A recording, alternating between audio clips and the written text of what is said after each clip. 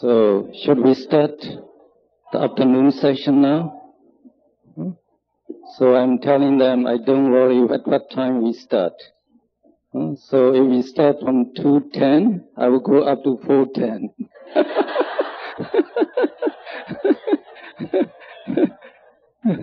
It seems we have a few students missing now. So, well, I hope some of them are coming, so they will be in time. And actually, we also have a very heavy lunch, so I'm afraid you may be nodding, and I will be sleeping. So when we come to the association of Citta and Citta seekers, I notice that you feel a little less honest. That means you feel a little difficult to follow, maybe. So it should not be. It should not be that. So this combination, they are quite intellectual, but they are not actually very difficult. So in the morning, we have begun with we say the Citta seeker Sangha method, the Sangha method. So in this method, we take each citta, and enumerate the citta seekers that associate with that citta. So we have already finished with the association of citta seekers with the 8 lopa mula cittas. So we now understand, these 8 lopa mula citta, they are different, in their combination with the citta seekers. Well, please come.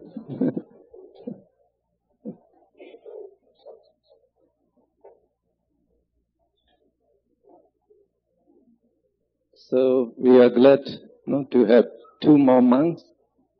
So one is the Venerable Dhamma Dinner. He used to be my student in Myanmar, for 1 year. And he is a good student. And we also have another Venerable from China, is that it? From Malaysia. Okay, very nice. So please have a seat.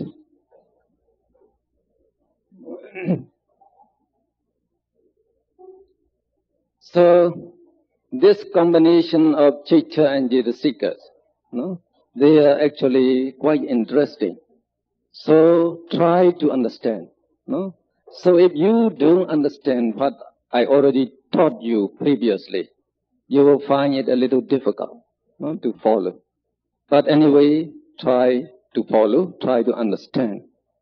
Now we have said that the 8 lopa mula citta, 4 are asankharika, and the other 4 are sasankharika. So, these 8, they have different combination, different combination with citta seeker. And that is the reason the Buddha described 8 lopa mula citta, because they are different. So we can see, like in the first lopa mula citta, you have all the 13 anyasamana citta seekers associated with it, and including the 4 moha chatuka. This moha chatuka, chatuka means a group of 4. So a group of 4 citta seekers, so you should know they comprise of moha, ahirika, anuttappa, uddhacca. These 4 citta seekers, they associate with all the akusala citta. So in all the akusala citta, you always have these 4 moha chatuka citta seekers. And as it is lopa mula, you have lopa, and it is ditthikata sambayuttam, you say. Ditthikata sambayuttam, the first. So you have ditti. So altogether, 19 citta seekers associate with the first lopa mula citta. When you go to the second, the asankharika lopa mula citta, instead of ditthikata sambayuttam, you have ditthikata vipayuttam. Vipayutta means not associated with deity. So instead of deity, you put in mana. No? We say here, the mana, no? Here, mana can associate with the full lobha mula, deity kata, vipayutta, chaita. So instead of deity, you change into mana. So you still get 90.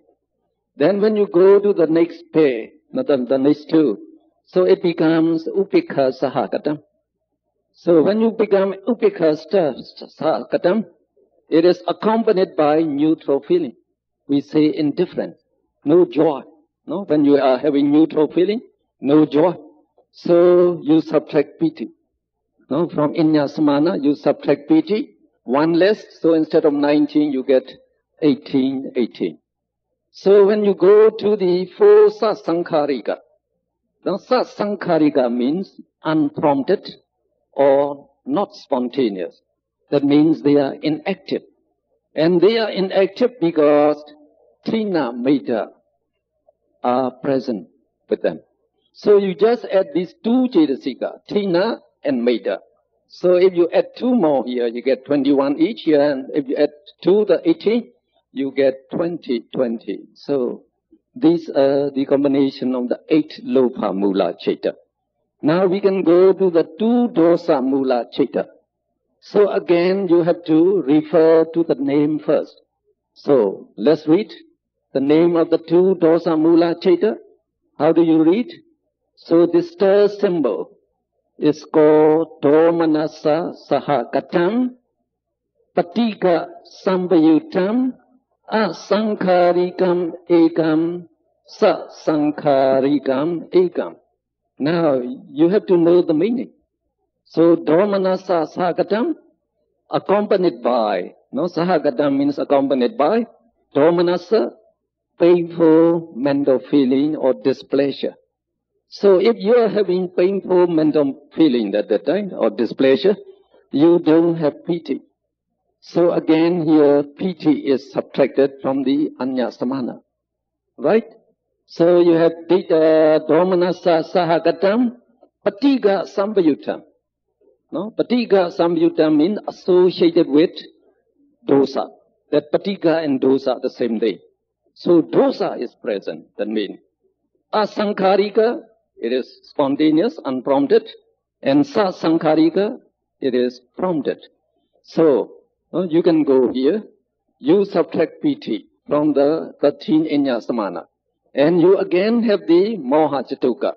Now we put in all the dosa chatuka here, because we say here, that dosa chatuka can associate with the 2 dosa mula chaita. So you put in the 4 dosa mula chaita. So how much do you get in the total? 20. So in the sasankharika, you add tina meta, just like before. You add tina meta, you get 22. Right? So shall we read this? Dosa mula asankharika chaita is associated with 20 cetasikas, comprising 12 anyasamana excluding piti, and 4 moha chatuka cetasikas, and 4 dosa chatuka cetasika. The next one, dosa mula sasankharika chaita associates with 22 cetasikas, comprising 12 anyasamana excluding piti, 4 moha chatuka, 4 dosa chatuka, and 2 tina meta. So that would make 22.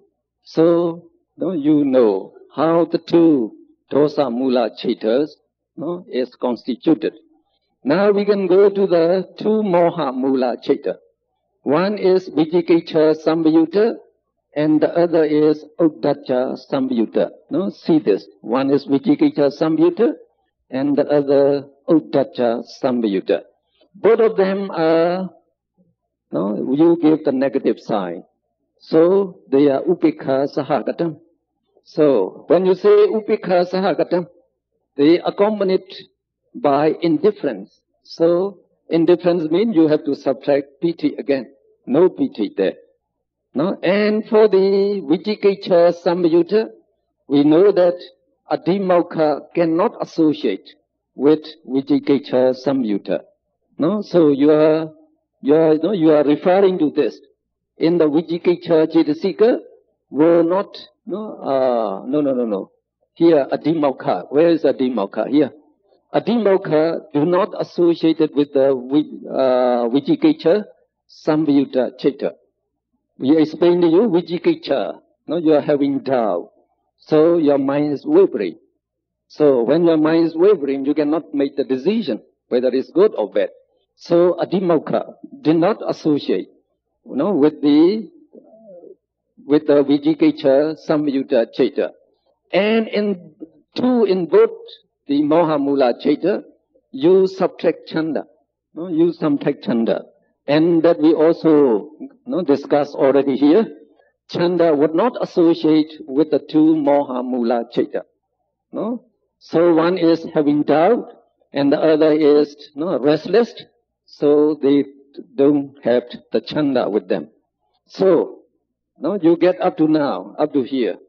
So, for the Vicikiccha Samyutta Citta, you will have Vicikiccha present in it. So altogether, you will work out to be 15 Cetasika.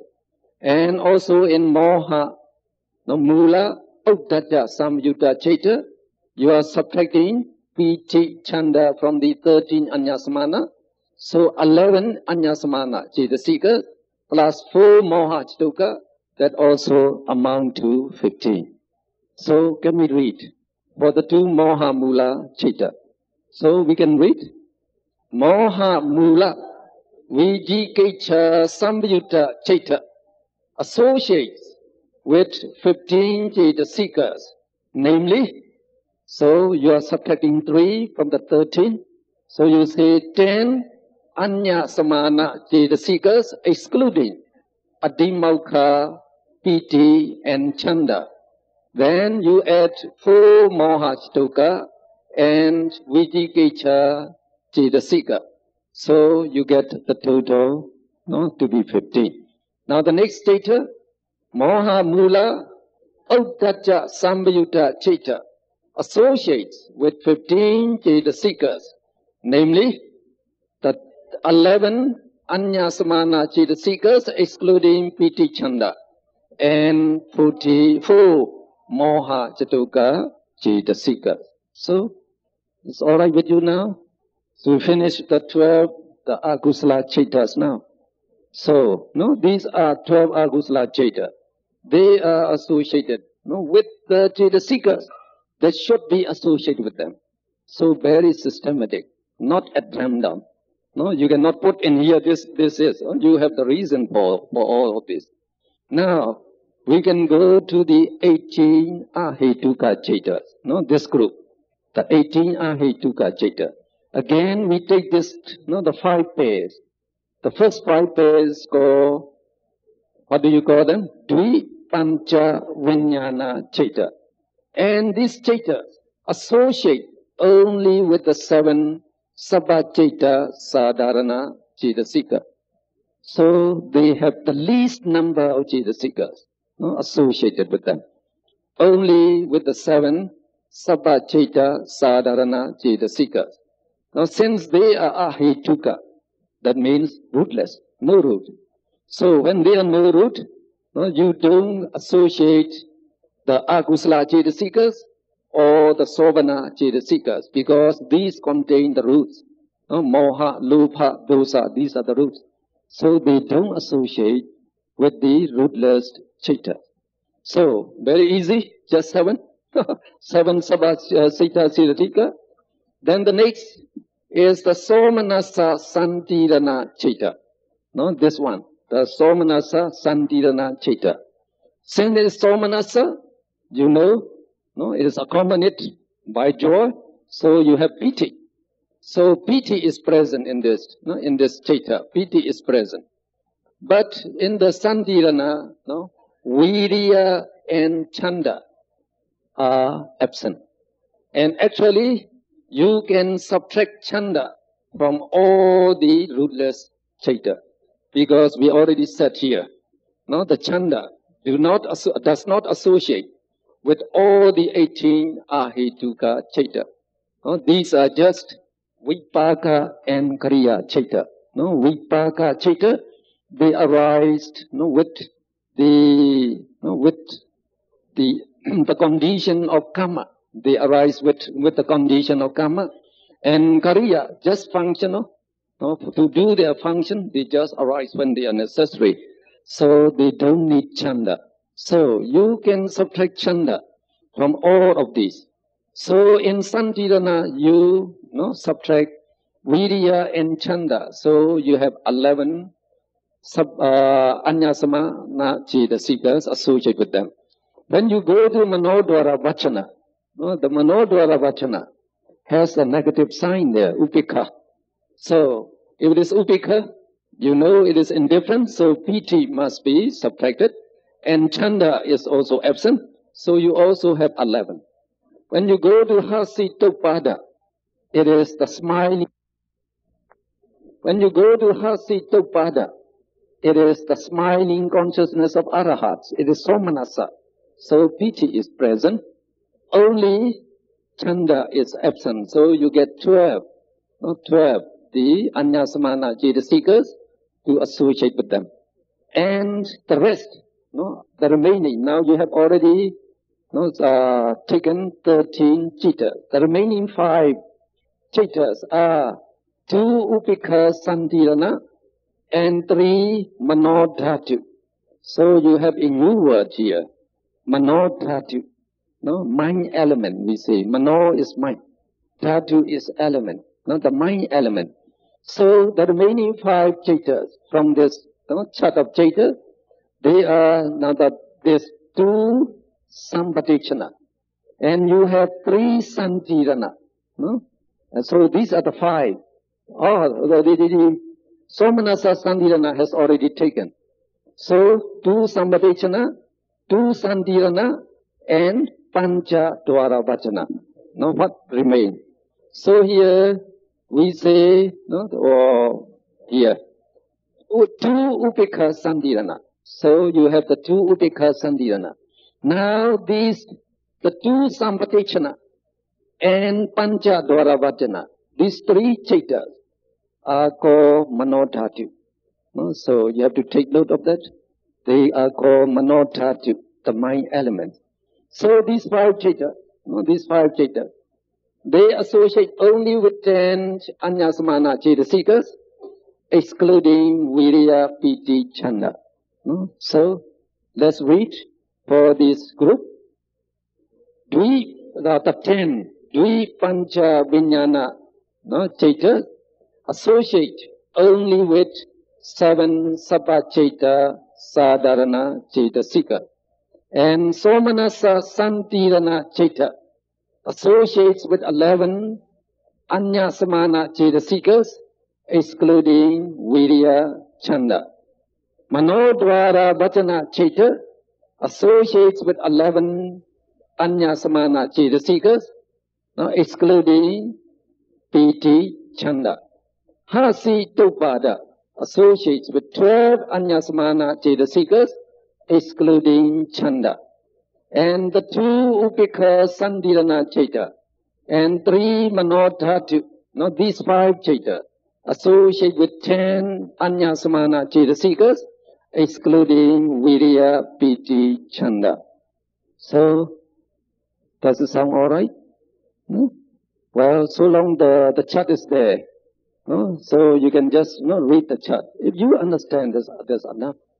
So, if you understand it, you can see what cetasikas associate with such and such ceta. So you can see from here. So then we can go to the next group. So we are taking the 8 mahakusala ceta. So we are going to the kama sobana, and among them we are taking now the 8 mahakusala ceta. And we divide them into 4 pairs. Now the first pair, what's the first pair? What do you call it? The name is similar to the Lopa Mula Chaita. So how do you go, please? Somanasa Sahakatam Jnana Sambayutam Asankharikam Ekam Sasankharikam Ekam. The meaning? Somanasa Sahakatam, accompanied by joy. So you have joy. So just like in the Lopamula Chitta, since the joy means piti. If piti is present, we take that all the 13 anyasmana will be present. So you get that, that answer. And the next one, jnana sambayutam. So jnana means panya. Jnana and panya, they are synonymous. We told you that. So the panya. So among the sovana cetasika, you have this panya indriya is the panya cetasika. So you know panya to be present. Now asankharikam ekam sasankharikam ekam. One is spontaneous and one is prompted.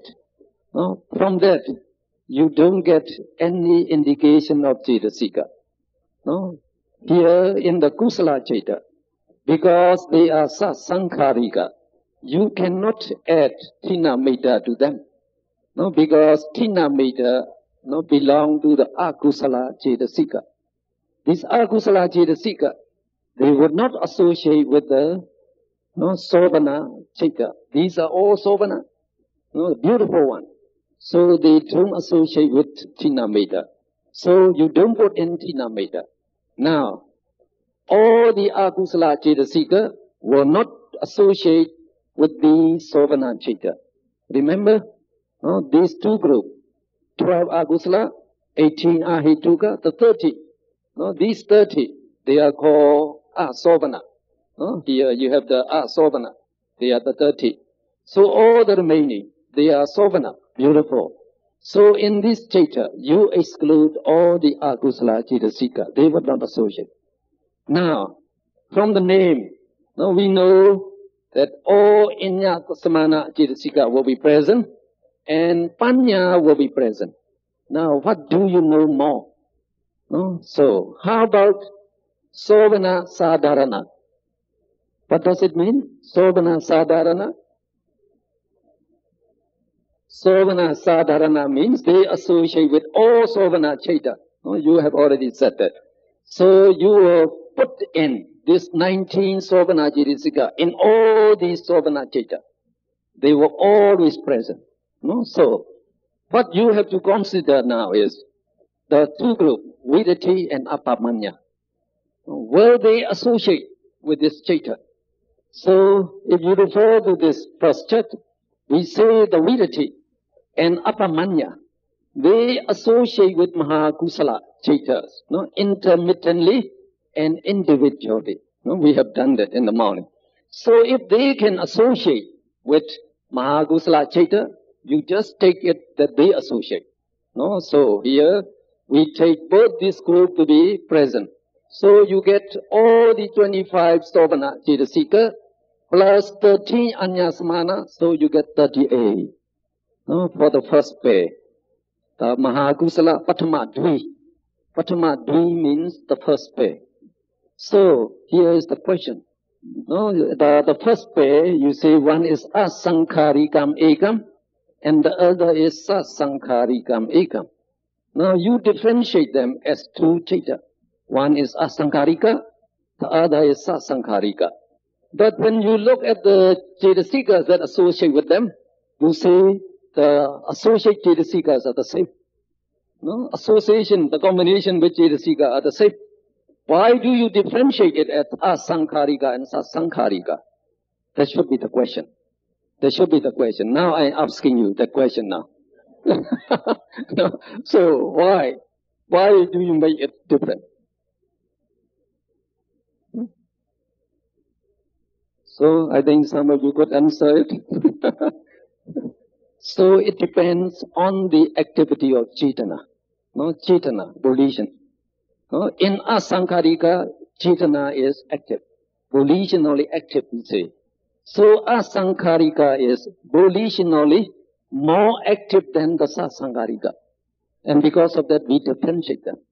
No, though the combination with Cetasika are the same, because of the activity of volition, we separate them.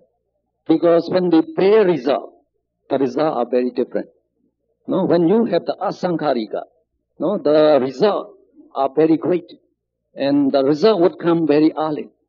The sasankharika, you do the meritorious deed hesitantly. No, you have to prompt yourself. Oh, you better donate, to the temple. So you are trying to persuade yourself, and then hesitantly you donate it. So when the result comes, it comes hesitantly. It will come very quickly. So you have to wait until it comes. And it comes in small amount. No? So the result becomes very different. So because of that, the Buddha differentiate them as asankharika and sasankharika. So we have the combination with the first pair now. When you go to the second pair, so you have to refer to the name again. So the second pair, somanasa sahakatam, jnana vipayutam, asankharikam ekam and sasankharikam ekam. What's the difference? What is the difference with the first pair? Just jnana vipayutam. The first pair, jnana sambhayutam. Now jnana vipayutam. That means panya is not present. No, vipayutam is not associated with panya. So you just subtract panya. So you get 37. No, you get 37. Alright? Then you go to the third pair. So you read the third pair, the name of the third pair again. So now it becomes upekha sahakadam. No, the third pair. Now please read. Upekha sahakadam jnana sambhayutam asankharikam ekam sasankharikam ekam. So just like in the Lopa Mula Chaita, when it becomes the upekha. No, upekha means indifferent. Indifference means you don't have piti, the joy. So again here you take out the piti for these two pair. No, you take out the piti. And this jnana sambhayutam, so panya is present. So still you have 37. No? For the fourth pair, it is upekha sahagatam, jnana vipayutam. So you subtract piti as well as panya. So you get 36. So these are the number that associate with the four pair. Alright?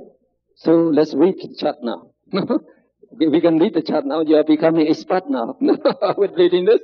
So, okay. The Mahakusala Patama Dvi, you can say like that. No? Mahakusala Patama Dvi associate with 38 Cetasikas, comprising 13 Anyasamana Cetasikas and 25 Sobhana Cetasika. Now we go on. Mahakusala Dutiya Dvi, the second pair, associate with 37 Cetasikas, comprising 13 Anyasamana and 24 Sobhana Cetasika, excluding Panya. Excluding Panya. Now we go to the third pair. Mahakusala Tatiya Dvi, associate with 37 Cetasikas, comprising 12 Anyasamana with excluding piti, and 25 Sobhana Cetasikas. And Mahakusala Chaturtha Dvi, the fourth pair, associate with 36 Cetasikas, comprising 12 Anyasamana excluding piti, and 24 Sobhana Cetasika excluding Panya. So you get this 8. Then we go to the 8 Mahavipaka Chaita. No? So here, the 8 Mahavipaka Chaitas, they are named the same as Mahakusala. The names are the same. So what we know from the name would be the same. So just like Anyasamana associate in this 8 Mahakusala, so they associate in the same way here. And also with the Panya. You get Panya present, absent, just like here. Now the difference is in here. So here, you exclude both Viditi and Apamanya. So again, if you refer to the first chart, this Viditi and Apamanya, they don't associate with the 8 Mahavipaka Chitta. So we exclude here, and we also exclude here. Now, what is the reason? So you should know the reason. Why Vidati do not associate with Mahavipaka Chitta? So, can anyone suggest? So it is the $1 million question. So, what would be?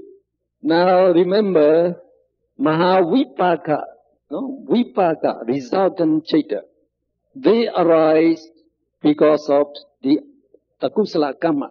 The Kusala Karma. The Kusala Karma conditions them to arise. Now, when they should arise, actually. So, as resultant Chitta, they cannot perform new meritorious deeds. They are the resultant one. They have to arise because of the result of the karma. They cannot perform new karma. Now, this vidati means training in morality. It is meritorious deed. And also apamanya, that means meditation, also meritorious deed. So this Mahavipaka cannot perform this thing. So they cannot associate with them. So that is what the reason we give. And later on, when we go to the next chapter, you will find that these Mahavipaka Chitta, they serve as a life continuum in us. They serve as life continuum to keep us alive. And this Mahavipaka, the life continuum in us, they take the sense object that belongs to the past existence. They have already taken the sense object that belongs to the past existence. That will explain to you later on. So they cannot take new sense object pertaining to the vidati and apamanya. Like to do the samavacha, you have to pay attention whether you are avoiding the wrong speech or not. And in the karuna, you have to focus on miserable beings. So you have to focus on them. That is your new, the sense object. They cannot take. They have already taken the past object. So these two groups cannot associate. So you subtract these 5 from the Sovana, so you get 20 Sovana Chitta, plus with 13 there, you get 33. That is the maximum number, is 33. So when you go down, you reduce just like here. Now when you come to the second pair, Jnana Vibhutam, so you subtract Panya. When you go to the third pair, it becomes Upekha Sagdam, just like here, you subtract Piti only. And when you come to the fourth pair, you subtract both Piti and Panya, so it becomes 31. So you can read in the same way. Is that all clear to you? It should be, okay. Alright, let's read them again. The association of Cetasika with the 8 Mahavipaka Chitta. Okay? Mahavipaka Patamadvi associate with 33 Cetasikas comprising 13 Anyasamana Cetasikas and 20 Sovana Cetasikas excluding vidati and apamanya. Alright? Then you go to the second pair. Mahavipaka Dutiyadvi associates with 32 Cetasikas comprising 13 Anyasamana Cetasikas and 19 Sovana Sadharana Cetasika. So you get 19, So you get 32. Now let's go to the third pair.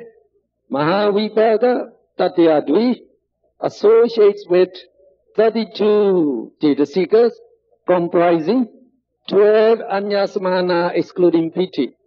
And so here, this group, you are subtracting 5. So you get 20 Sovana Cetasikas excluding vidati and apamanya. And Mahavipaka Chatutadvi associates with 31 Cetasikas comprising the 12 Anyasamana excluding Piti and Again, 19 Sovana Sadharana Cetasikas, that you get 31. Okay? So we can go to the next group. So the next group is Mahakriya. These 8 Mahakriya Chaitas, they are named in the same way as Mahakusala. The names are the same.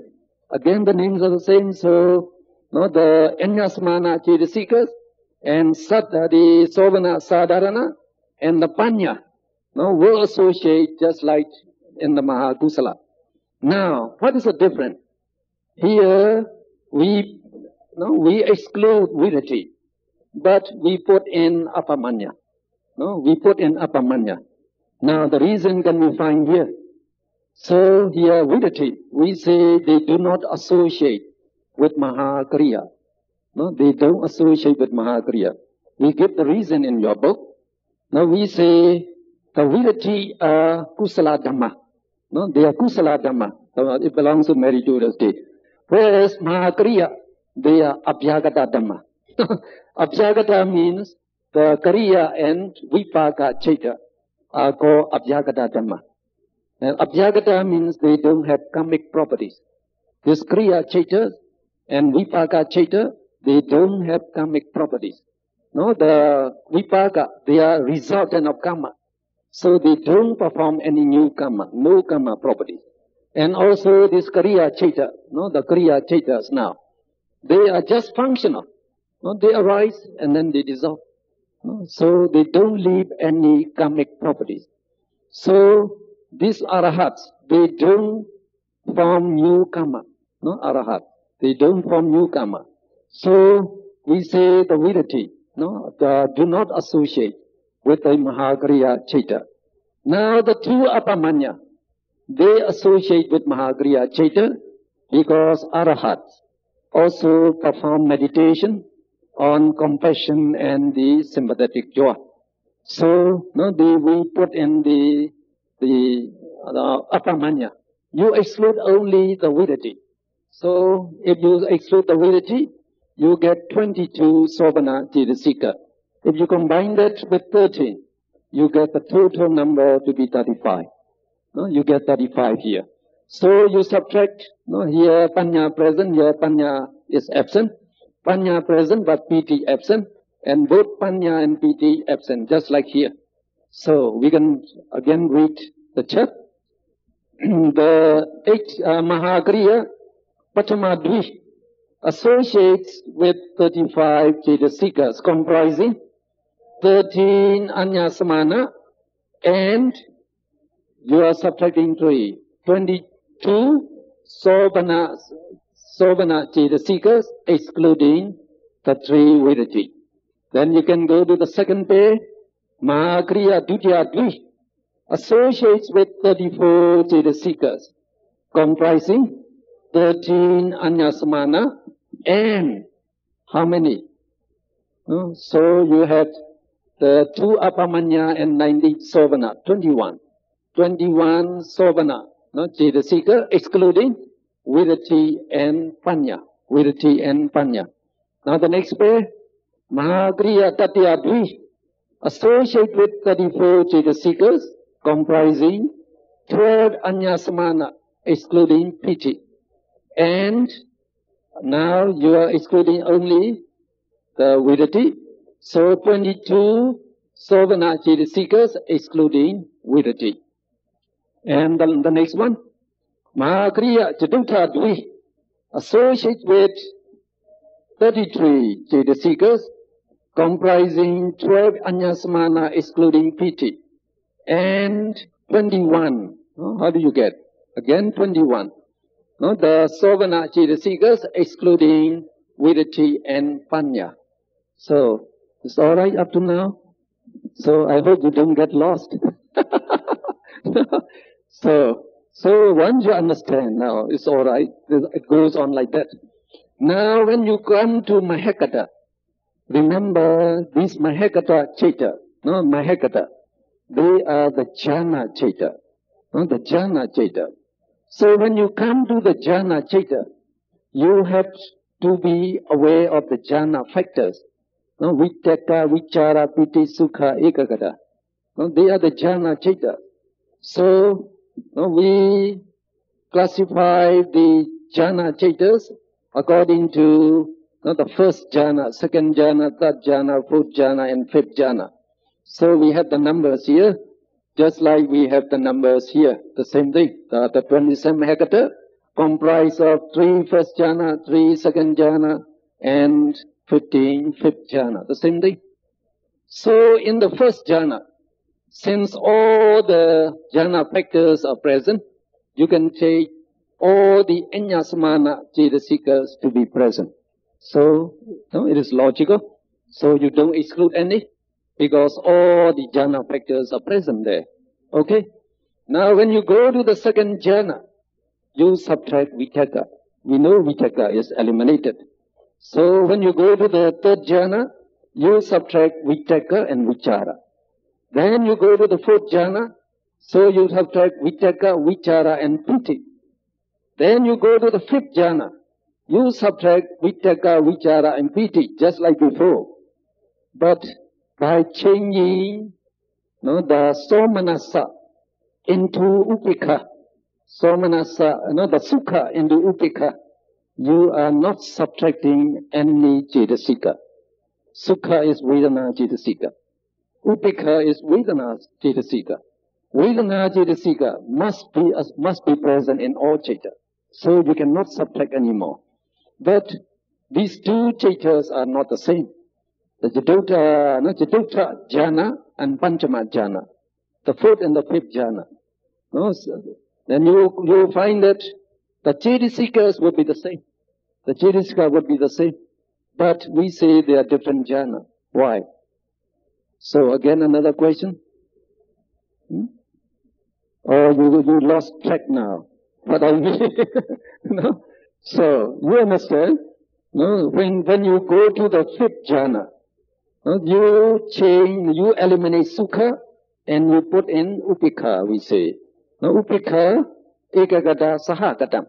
Sahitam, you say. So instead of sukha, you now have upekha. That makes the difference. In the Jatuta jhana, it is sukha is present. Somanasa, vedana is present. When you come to the fifth jhana, it associates with upekha. So, they are different in this feeling.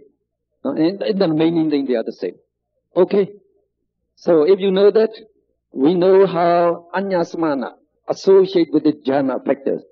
Now you have to consider the sovana group. Again here, the sovana sadharana will be present in all these citta. Since they associate with all sovana citta. And again, panya. Panya will associate in all these jhana citta. Because jhana citta are exalted, we say, more exalted than kama citta. So they will associate like the panya, associate with all the jhana cittas as well as all the lokuttara citta. Panya would be present.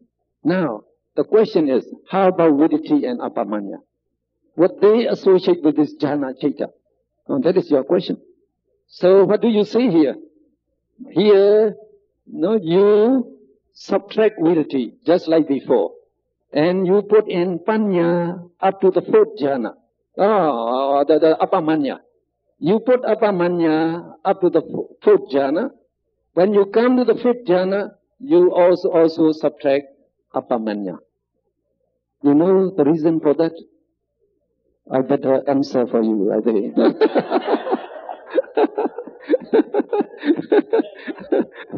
Well, sometimes it's quite catchy. You cannot see it quite abruptly. So, now I lost my question. Here. No, why the apamanya? Do not associate with the fifth jhana. So here we have. I think you have to come to here. This apamanya here. We say they associate with the fourth jhana, but not with the fifth jhana here. Because by karuna and mudita meditation, you can develop the full rupa vajara jhana. The first jhana, second jhana, third jhana, and fourth jhana. So up to the fourth jhana, these two can be present. Just like we say here, they can be present. But this apamanya here, we say they associate with the fourth jhana, but not with the fifth jhana here. Because by karuna and mudita meditation, you can develop the four rupa vajara jhana. The first jhana, second jhana, third jhana, and fourth jhana. So up to the fourth jhana, these two can be present. Just like we say here, they can be present. But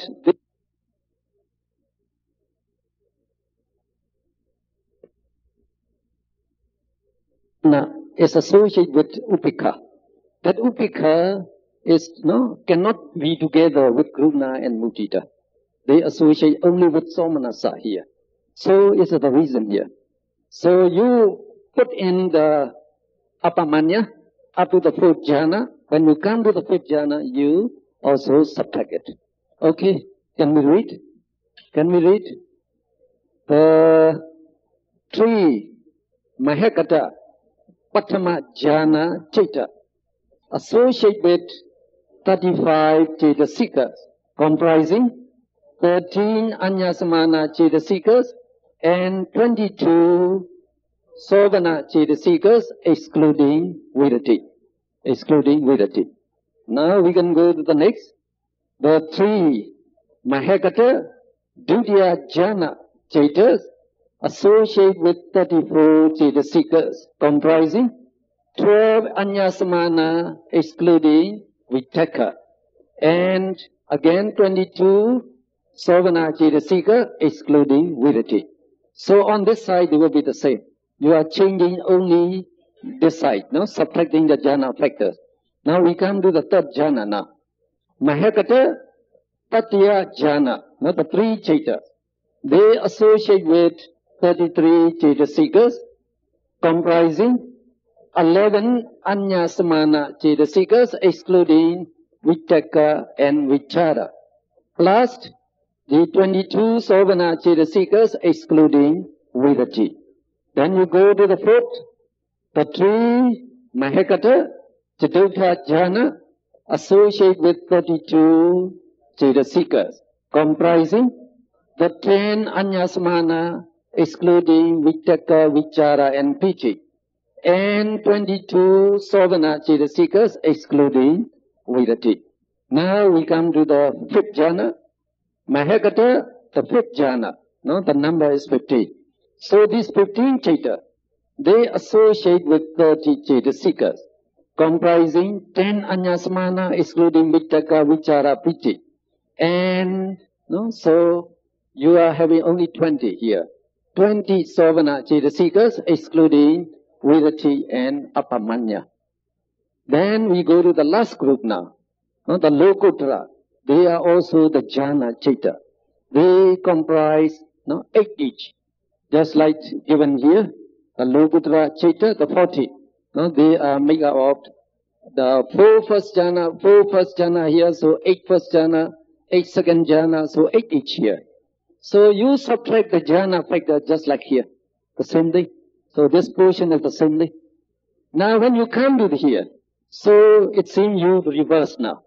Now you add vidati, but you subtract apamanya. Again, the reason is given in this chart. So the vidati, we say, they always associate with the lokuttara ceta together. Because lokuttara ceta, they must be associated with all the 8 noble path factors. So they associate together. Now, the 2 apamanya cannot associate with lokuttara ceta. And again, can you tell me the reason now? I better expect no answer. So, now these, when you, the 2 apamanya, we say, when you perform karuna and mudita, what are the sense object that you have to take? If you do karuna, you have to focus on miserable beings. And when you do mudita bhavana, you have to focus your attention on prosperous beings. Now, this Lokuttara Citta, no, what is their sense object? What sense object do Lokuttara Cittas take? That you should answer it. No, the full Mega Citta and the full Phala Citta, or all these Mega and Phala Citta. What is their subject? What subject do they take? They all take Nibbana. No, Nibbana is their subject. So they are aware of subject. So Nibbana becomes a subject to these Lokuttara Citta. And by that way, we can know Nibbana. No, because this Citta can see Nibbana.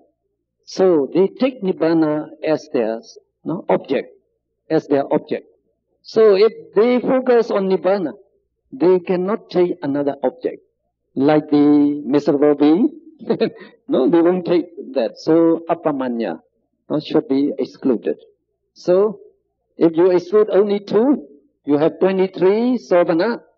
So if you combine with 13 here, you get the total to be 36. No, so the Lokuttara, Patthama Jhana, 8 Citta, they associate with 36 Citta seekers, comprising 13 Anyasamana and 23 Sovana, excluding the Apamanya. No, you get 36. Then as you go on, you just subtract the jhana factor like here. No change here. So since you are subtracting 1, 1, 1, so the number decreases 1, 1, 1, 1, 1 here. And finally, the 5th jhana will have the same number as the 4th jhana, as I told you here.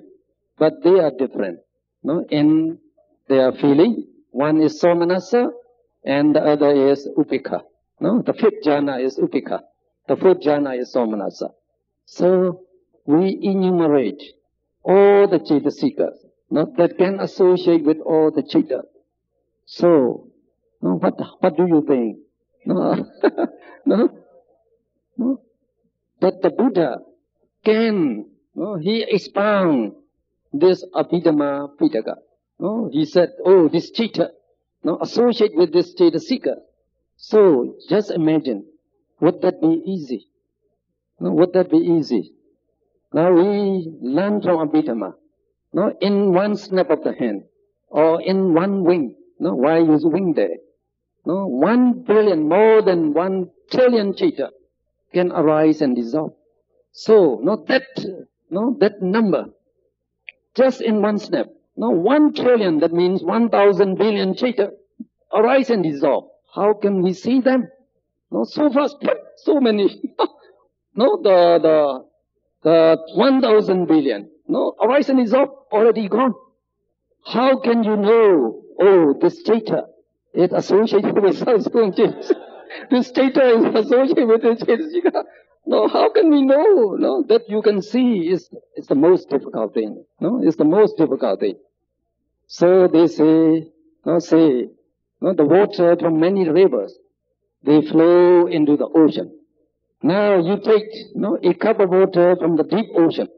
Can you analyze, oh, this is from, the Ganges river. This is from Yamuna river. No, this is from Brahmaputra river. Can you do that? I am a chemist. I cannot do that. No, but this is more difficult than that. No, the Citta, they arise and dissolve so quickly. And you can differentiate them. Oh, the combination are so and so. So you would see, it is a miracle to be able to show this. Then, as it becomes a miracle, as we think it is impossible, according to us, you may have doubt. Would that be true? So, the Buddha, he expounded that. How did he make that up? Do they really exist? He just try to make the things up. So, that would might be the doubt would arise. So, do you have doubt? Do you have doubt about this? No? So, what we have to be, I am happy anyway, because now we have teachers, meditation teachers, who can show us, to see our Cittas, and to analyze this Citta, to find this combination. No, this whole combination, you yourself, no, can see, can analyze it. Now we have teachers now, no, and that is one reason. No, I am not trying to help in this International Buddha Sasana Center, because I think this is very important for Buddhism. No, anyway, whoever can do it, no, we have to admire him, to praise him. No, this we call the Pao Shadow. He is a disciple of Mahasi Shadow. No, he is a disciple. I am a disciple of Mahasi Shadow. But sometimes, no, the student can do better than us. Most of my students, no, they can do better than us, because I got my PhD, 40 years ago. So I do not know that the latest advancement. My students, they know. So they do better than me. And again, in this case, no, the Pao Shadow, he could go deeper. So we had to admire him. No, anyway, because now, no, these are, no, you can see yourself. So it comes like in the, no, the 6 attributes of the Dhamma. You get Sandaitika. No, Sandaitika. No, the one attribute of the Dhamma there. What does Sandaitika mean? No, you can see the Dhamma, no, by yourself. No, you need not believe, no, just because it is taught by the Buddha. So the Buddha said, no, all my teaching can be verified by you. No, I taught only that is essential for your liberation, for your emancipation. And the Buddha himself, he analyzed this. No, why he was not doing the Vipassana on the night he was to be enlightened as the Buddha.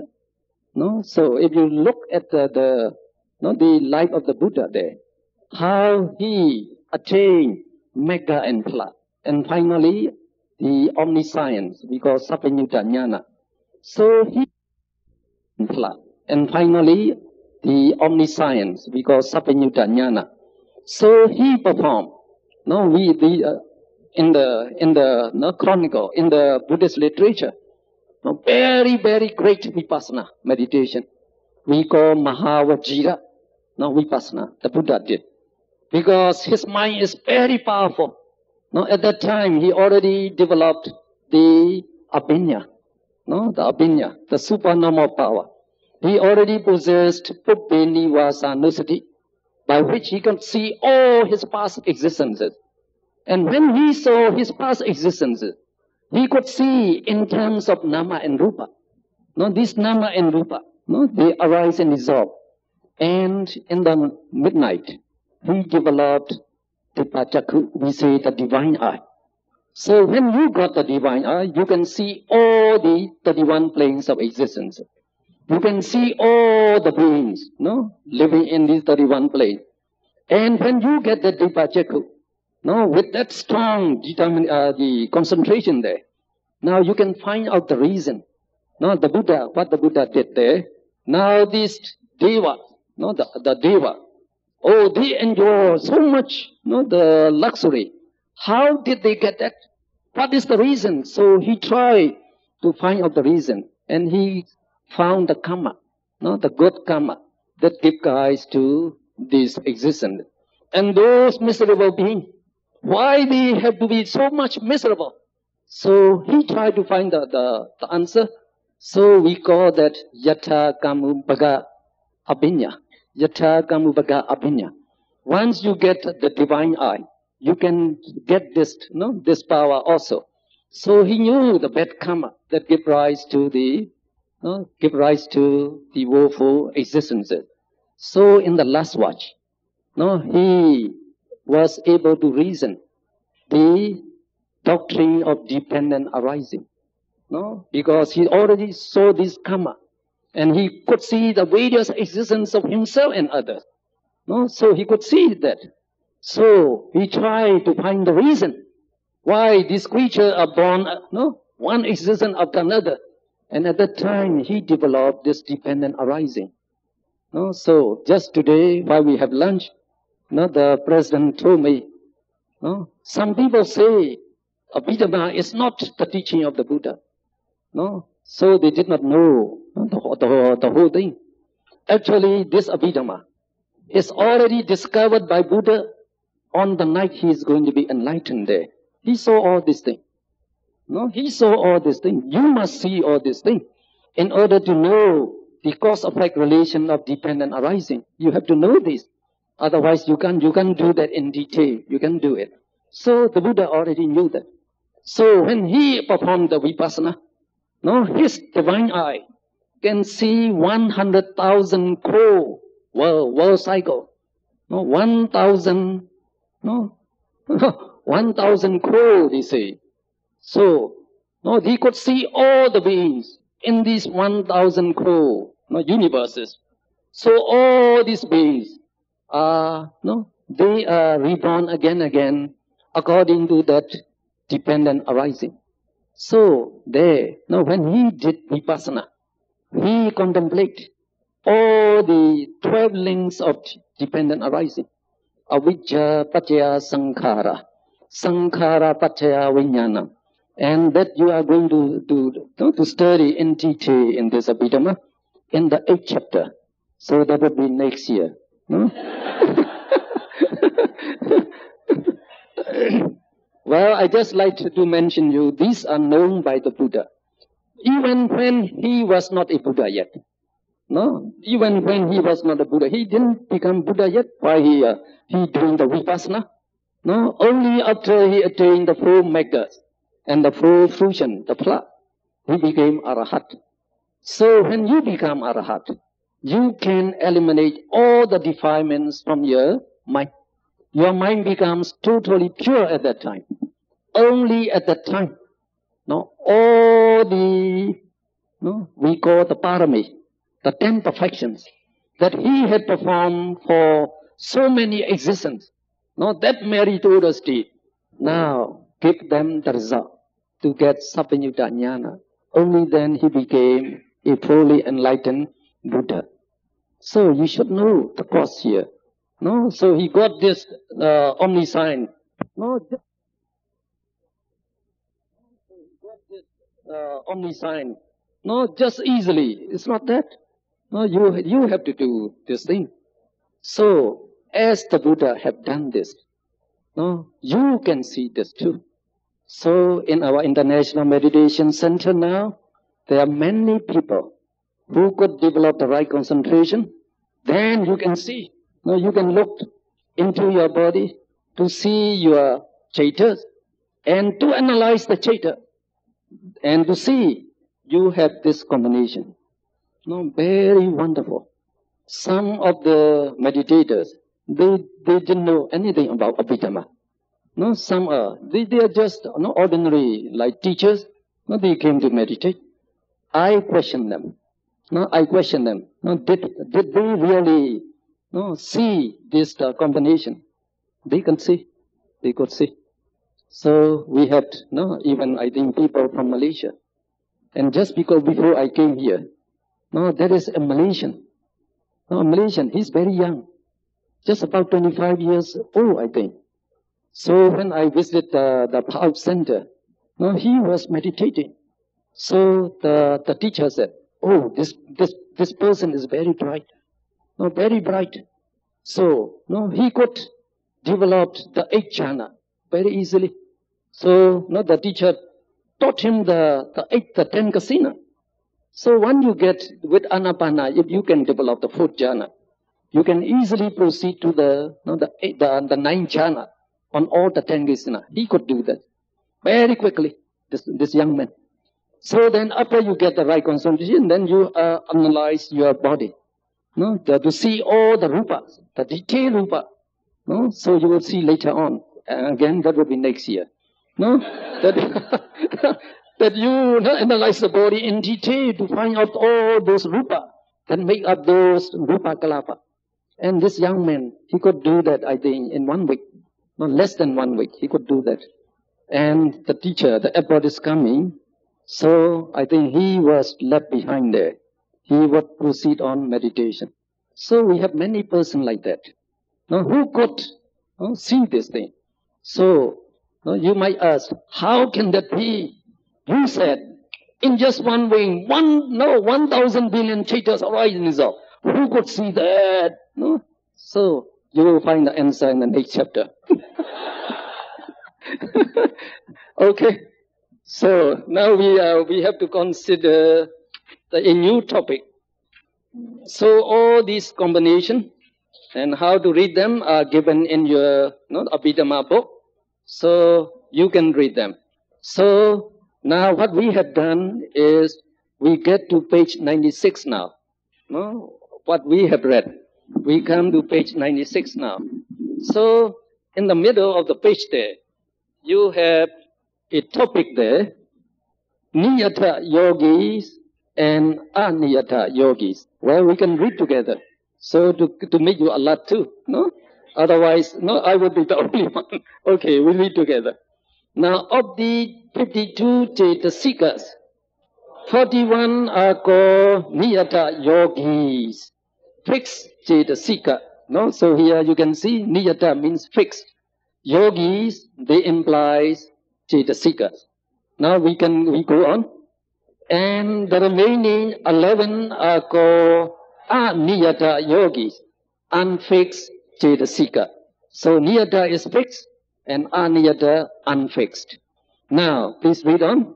Niyata yogis invariably associate with the citta with which they are known to associate. Aniyata yogis do not always associate with the cittas they are known to associate. They arise only when they should. The 11 Aniyata yogi Cetasikas are Esa, Machariya, Kokocha, Mana, Tina, Meta, 3 Viritis and 2 Apamanya. So the way they associate with cittas will be described below. Now remember, when we say these cittas are associated with these Cetasikas, we are doing this in the general way, from general consideration. Now we are going to, for each particular condition. So we have to consider this. So the Buddha said, of the 52 Cetasikas, 41 are called Niyata yogis. Now they are fixed Cetasika. That means the way they associate with the citta are fixed. So always fixed.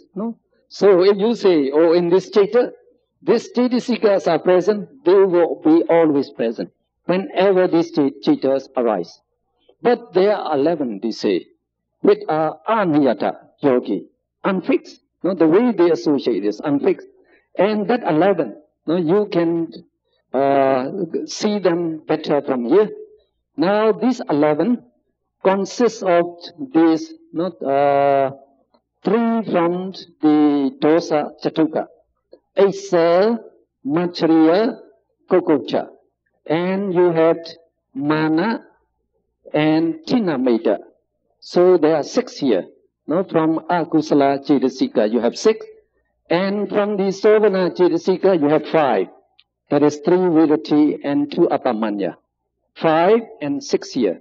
They are called Aniyata, unfixed. So that means, though we say they associate with this citta, they may not associate at all the time. They associate only when they should. Only when they should. So you should know the condition under which they associate with the citta. So the conditions are given in the next paragraph. So we can read number 1. Though it is mentioned in chart number 3, that is this chart. This chart is number 3 chart. That Esa, Machariya, Kokocha associate with the 2 dosa mula cittas. They do not arise whenever dosa mula citta arises.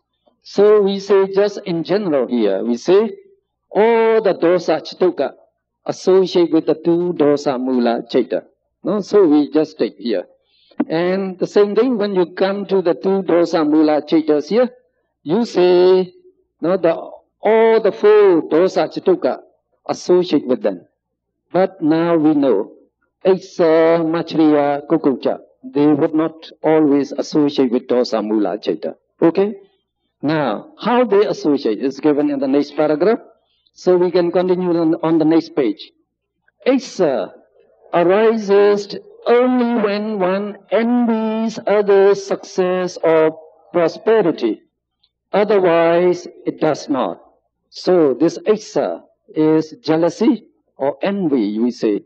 So it will associate with your mind only when you envy other person. No, only when you are envying other person. Now at this time, we say, when asa arises, Matsuriya and Kukucha do not arise because it is not their purpose. You are having jealousy. So that jealousy has nothing to do with Matsuriya and Kukucha. So Matsuriya and Kukucha would not arise at that time. Please read on. Matsuriya arises only when one conceals one's property or when one feels stingy. So when you are stingy, you don't want not to donate. So at that time we say you are having Matsuriya. No, so at that time Matsuriya will associate with the citta. But at that time, would asa associate? No. So we say when Matsuriya arises, asa and Kukucha do not arise. Again, Kukucha arises only when one is grieving over the evil that is done or over the good that is not done. Otherwise, it does not. When Kukucha arises, asa and Matsuriya do not arise. So, asa, Matsuriya and Kukucha do not arise simultaneously. They arise separately, and only when the conditions are met with. This way of association by Cetasikas is known as Nana Katachi. Nana means separately.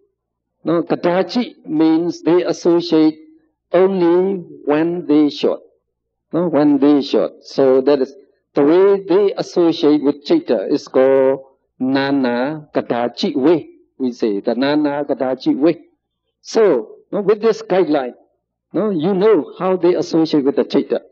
So you now remember, though we say the asa, Matsuriya, Kukucha associate with the two dosa mula citta, they would not associate with dosa mula citta all the time. They would associate only when conditions are right there. So I can give you some examples, and actually that is trying to test you. How can you answer it? Now you just take as an officer. Now today, yesterday, he walked over time. So he came back late to his house. He was very hungry. So he told his wife, "Oh, you prepare dinner for me. I will take a quick bath, and then I will take dinner." Now he sat down for dinner. He looked at the food there. So he found that no meat, at all in the curry there.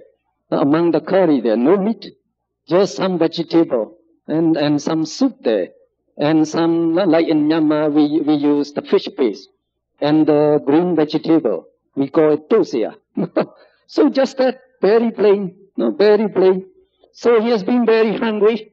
He expects a good dinner, but now it's a poor dinner there. So he blamed his wife. "Well, you neglect me. You served me so poor dinner."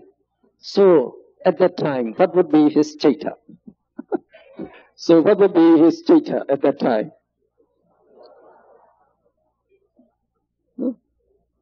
So think carefully.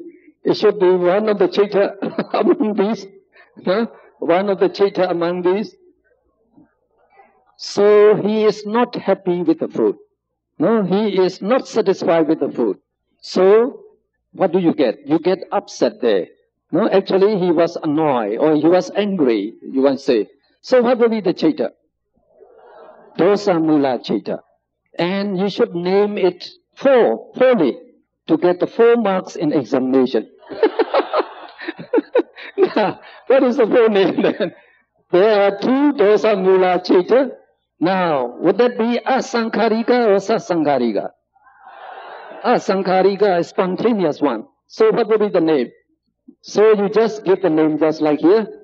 Domanasa sahagatam patiga sambayutam asankharika dosa mula citta. You can just say, it's better to say that. No, asankharika dosa mula citta. So you get the name correct now. Now, what are the cetasikas that associate with the citta? That will be the second part of the question now. So, what would be the cetasika that associate with the citta? Yes, it's better to look at here. That's correct. No? So, you get the citta now. You have the citta now. So, the cetasika, they will associate just like here. No? Since you say domanasa, domanasa, displeasure. So, you don't have piti. So, you subtract piti, you get 12 anyasamana. And you have to put in the 4 moha chituka. No, they always associate with akusala citta. And you put among the dosa chituka. No? So, what you put all the 4? So, you remember the dosa chituka are these. Now, dosa will be present. No, dosa will be present. It is niyata yogi. And also because you say patiga sambayutta, the patiga means dosa. So dosa is present. Now, you have to be careful about this. Eitsa matriya kukuja. They are aniyata yogi. So you have to know they are aniyata yogi. So what they associate with this man's citta now? Does he have envy when he get angry? No envy. And does he have matriya? No stinginess at that time. And kukuja? No remorse at that time. So, Eitsa Matriya Kukuja would not associate with the citta. So, how much do you have? How many cetasika do you have now? So, you have 12 anyasamana excluding piti, 4 moha chituka, and dosa. You get only 17, not 20, because you are subtracting those 3. Okay? Okay. No, you get only half the question correct. So, so now out of 10 marks, you get only 5 marks now. So we go to the second question now. No, so this man is eating now. No, he is eating, and his wife is no longer with him because he scolds his wife. His wife is in bed there. Maybe she was very upset there. So this man is eating alone. So he try. No, why he's eating? He is thinking now. Oh no, the man is almost would almost end now. It comes to the end of the month. So my salary must be almost used up. So my wife would not be able to buy meat. No, to buy meat. So she cannot cook me any meat. But with the little money, she is trying to do quite a good variety of food for me. I make a mistake in scolding her. So now she got that knowledge now. Now, I was wrong to scold my wife. So at that time, what is his citta? What is his citta? So it is remorse now. No, he said what he had done is wrong. So he is getting remorse. Because of remorse, you are upset. You are not happy. So there is domanasa feeling again. So what will be the citta? So there is prime marks question. What's the citta?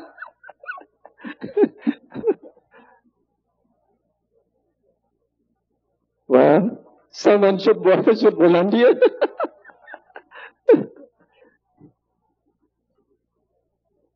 So now you remember from here again. You know kukucha is arising in this man. Now kukucha can associate only with the dosa mula citta. So you can know from here. So if kukucha is arising, no, you don't say kukucha citta arises because there's no kukucha citta. No? So you should answer, dosa mula citta must arise. So sin arises, What would you say, spontaneous or not spontaneous? No, as he is trying to think it over, he got that. So you can take it as sasankarika, no, as a sankarika, because it does not come, this anger does not come immediately, only after brooding over it. So you get it, so you can say sasankarika. So what would be the name of the Chaita? So of the two, again you say, Domanasa saha katam patiga sambayutam sa sankarika dosa mula Chaita. Now you get the Chaita correct now. Now what are the Chaitasika? That what associate with them? So you should do now. What would be the Chaitasikas? So the 17 that we enumerated before, they will be present again. No, because they are niyata yogi. So you can reason the same way. Since domanasa, you exclude piti, so you get 12 anyasamana. And the 4 moha, chituka and dosa, they will be always present. The 17 you get it. Now what would you put in? Yes, that's right. You put in machriya now. He is having machriya. So, oh no, not machriya. It should be kokocha. Oh, in that case, correct. So you have kokocha. So you get 18 Chaitasika. No, you get a kokocha. Oh, you are right now. Okay. You get 10 marks. Now, no? We'll go to the next one again. No? Now. This same man, the officer. Now this, today, just imagine. Oh, not the next day. He returned home very early. So, he was expecting to see his wife early, to enjoy with his wife. So as he got to the house, he was expecting, looking for his wife. But he entered the compound. He could not see his wife yet. And he opened the house and looked inside the house. He could not see the wife there too. Only when you look at the backyard, he saw his wife talking to the other man from the other compound. So what would be his Chaita now? What would be the Chaita now? So be sure to get the correct name of the Chaita. So you know at this time what arises in him. When you see your wife not talking to another man in your absence, so you will be upset again. Upset due to what? Due to Asa. So here, this time it is Asa. So, as I told you, Asa can arise only in Dosa Mula Chaita. So he will be, this time it will be the first Dosa Mula Chaita. Domanasa Sagadam Badiga Samyutam Asankarika Dosa Mula Chaita. What will be the Chaitasika that associate with this Chaita? So the same thing, 70 plus Asa, you get 18. So that's the way. Now how Asa, Matriya, Kukucha associate with the Chaita. Now please look at your book. On page 97, let's read number 2. Although mana is said to associate with the 4 lopa mula, Ditthikata Sambayuta Vipyuta Chaitas, it arises only when one thinks highly of oneself or having a low opinion of others. It does not arise when one is having no conceit. So we say, now mana is also aniyata yogi. So we say here mana associate with 4 lopa mula, Ditthikata Vipyuta Chaitas. The Ditthikata Vipyuta. Where Ditti does not associate. Mana can associate with that Chaita. So again it is aniyata. So it will associate only when it's short. Now, when I appear for the Abhidhamma examination, that was in 1981, when I appear for the Abhidhamma examination. So one question is, now a very beautiful lady, and he is very proud too. Now, what no, what mana arise in her all the time? That is the question. Now, what mana arise in her citta all the time? So, what would you be your answer? It should be very easy one. Yes or no? Just yes or no? Would mana arise in her citta, in this proud woman all the time? Oh, how about when she is sleeping? Or when she is taking a bath? Or when she is attending in the bathroom there? Would she have conceit during that time? No conceit. No, so it should not associate with her mind all the time. It should not. You agree with me? Yes. Your answer should be no. Not yes. No, it should be no. And again the question say, no, why? So the question say why? Now you answer no or yes. And they ask you why. What's the reason? So what they want, your answer is, because mana is an aniyata yogi. That's what they want. It is aniyata yogi. So because it's aniyata yogi, it will not associate with the citta all the time. Now, how would it associate? So we'll give you an example again. Now imagine, very proud and beautiful lady. She put on very beautiful costume with high heels and slim back, and she was walking in front of the market there. So some guys, they are just gazing at her, and she was very pleased not to be gazed by those guys. You could see that.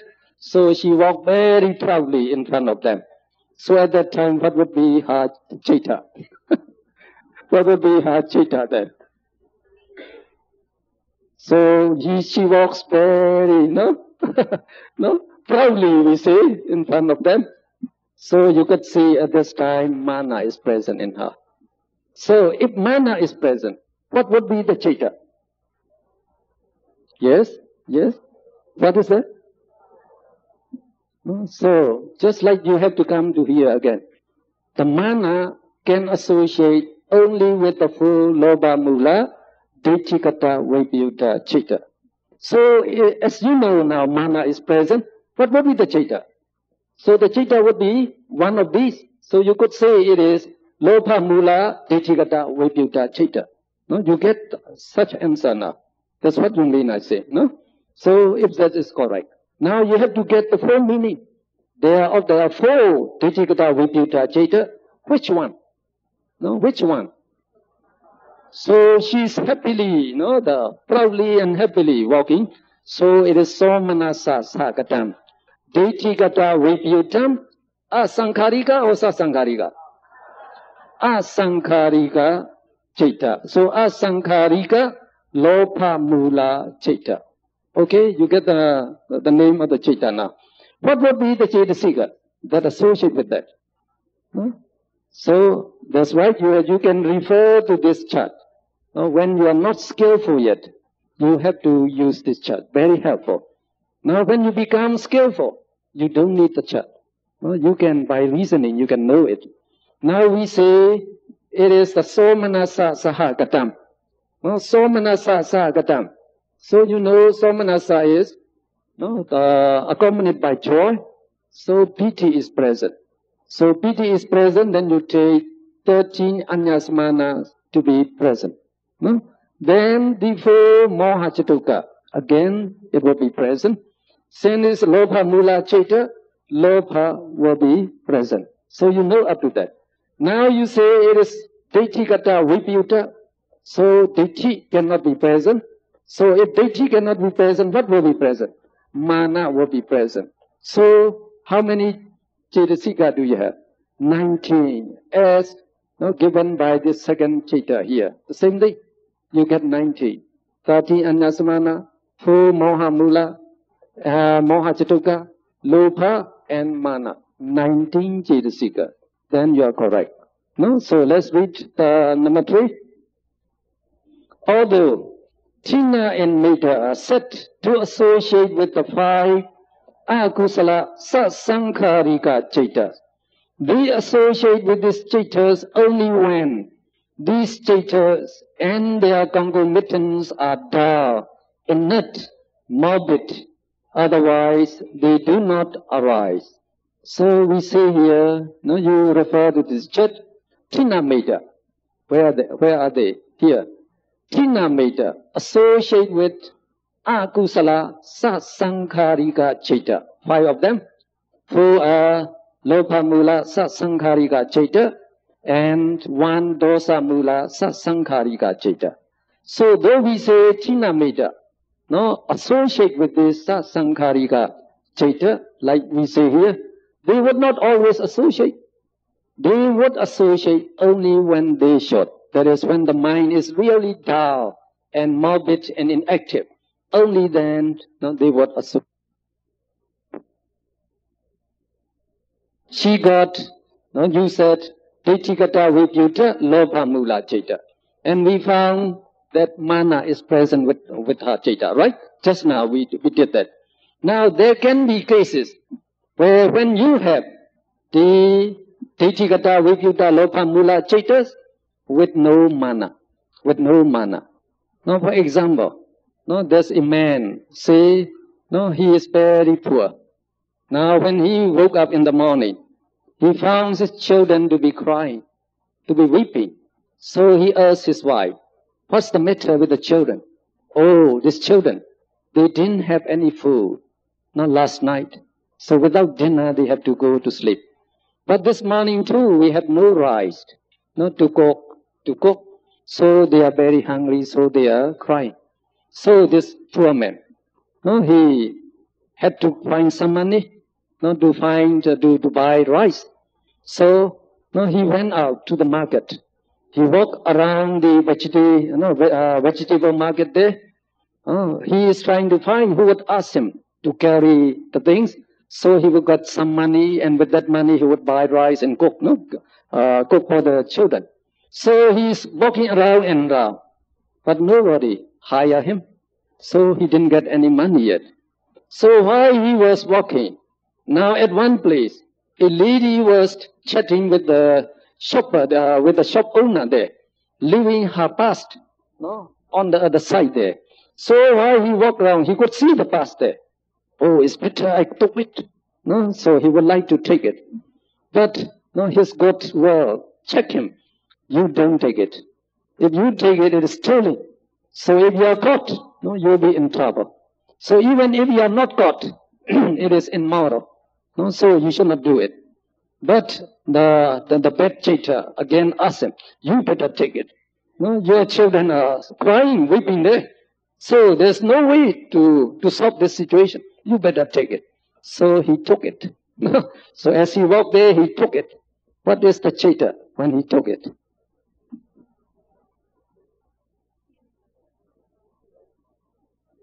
I think it should not be very difficult. So if you not take some other's property, no, that is actually stealing. So now what will be the cheetah when you steal other people's property? Lopa. So you could say it's lopa mula cheetah. Now, why he stole the purse? No, was he happy at that time? No. So you say upekha sahagadam. No, it is upekha sahagadam, not somanasa sahagadam. And no, of the lopa mula there, you have to get the name. Somanasa or upekha. You get now upekha sahagadam. Now, is it daitikata sambayutam or vipyutam? So he's reasoning about karma. Oh, no, it's immoral. But finally he took it. But you could say it's so or daitikata vipyutam, because he knows about karma as a result. And is it asankharika or sasankharika? Sasankharika, he's hesitant there. No, he has to persuade himself to take it.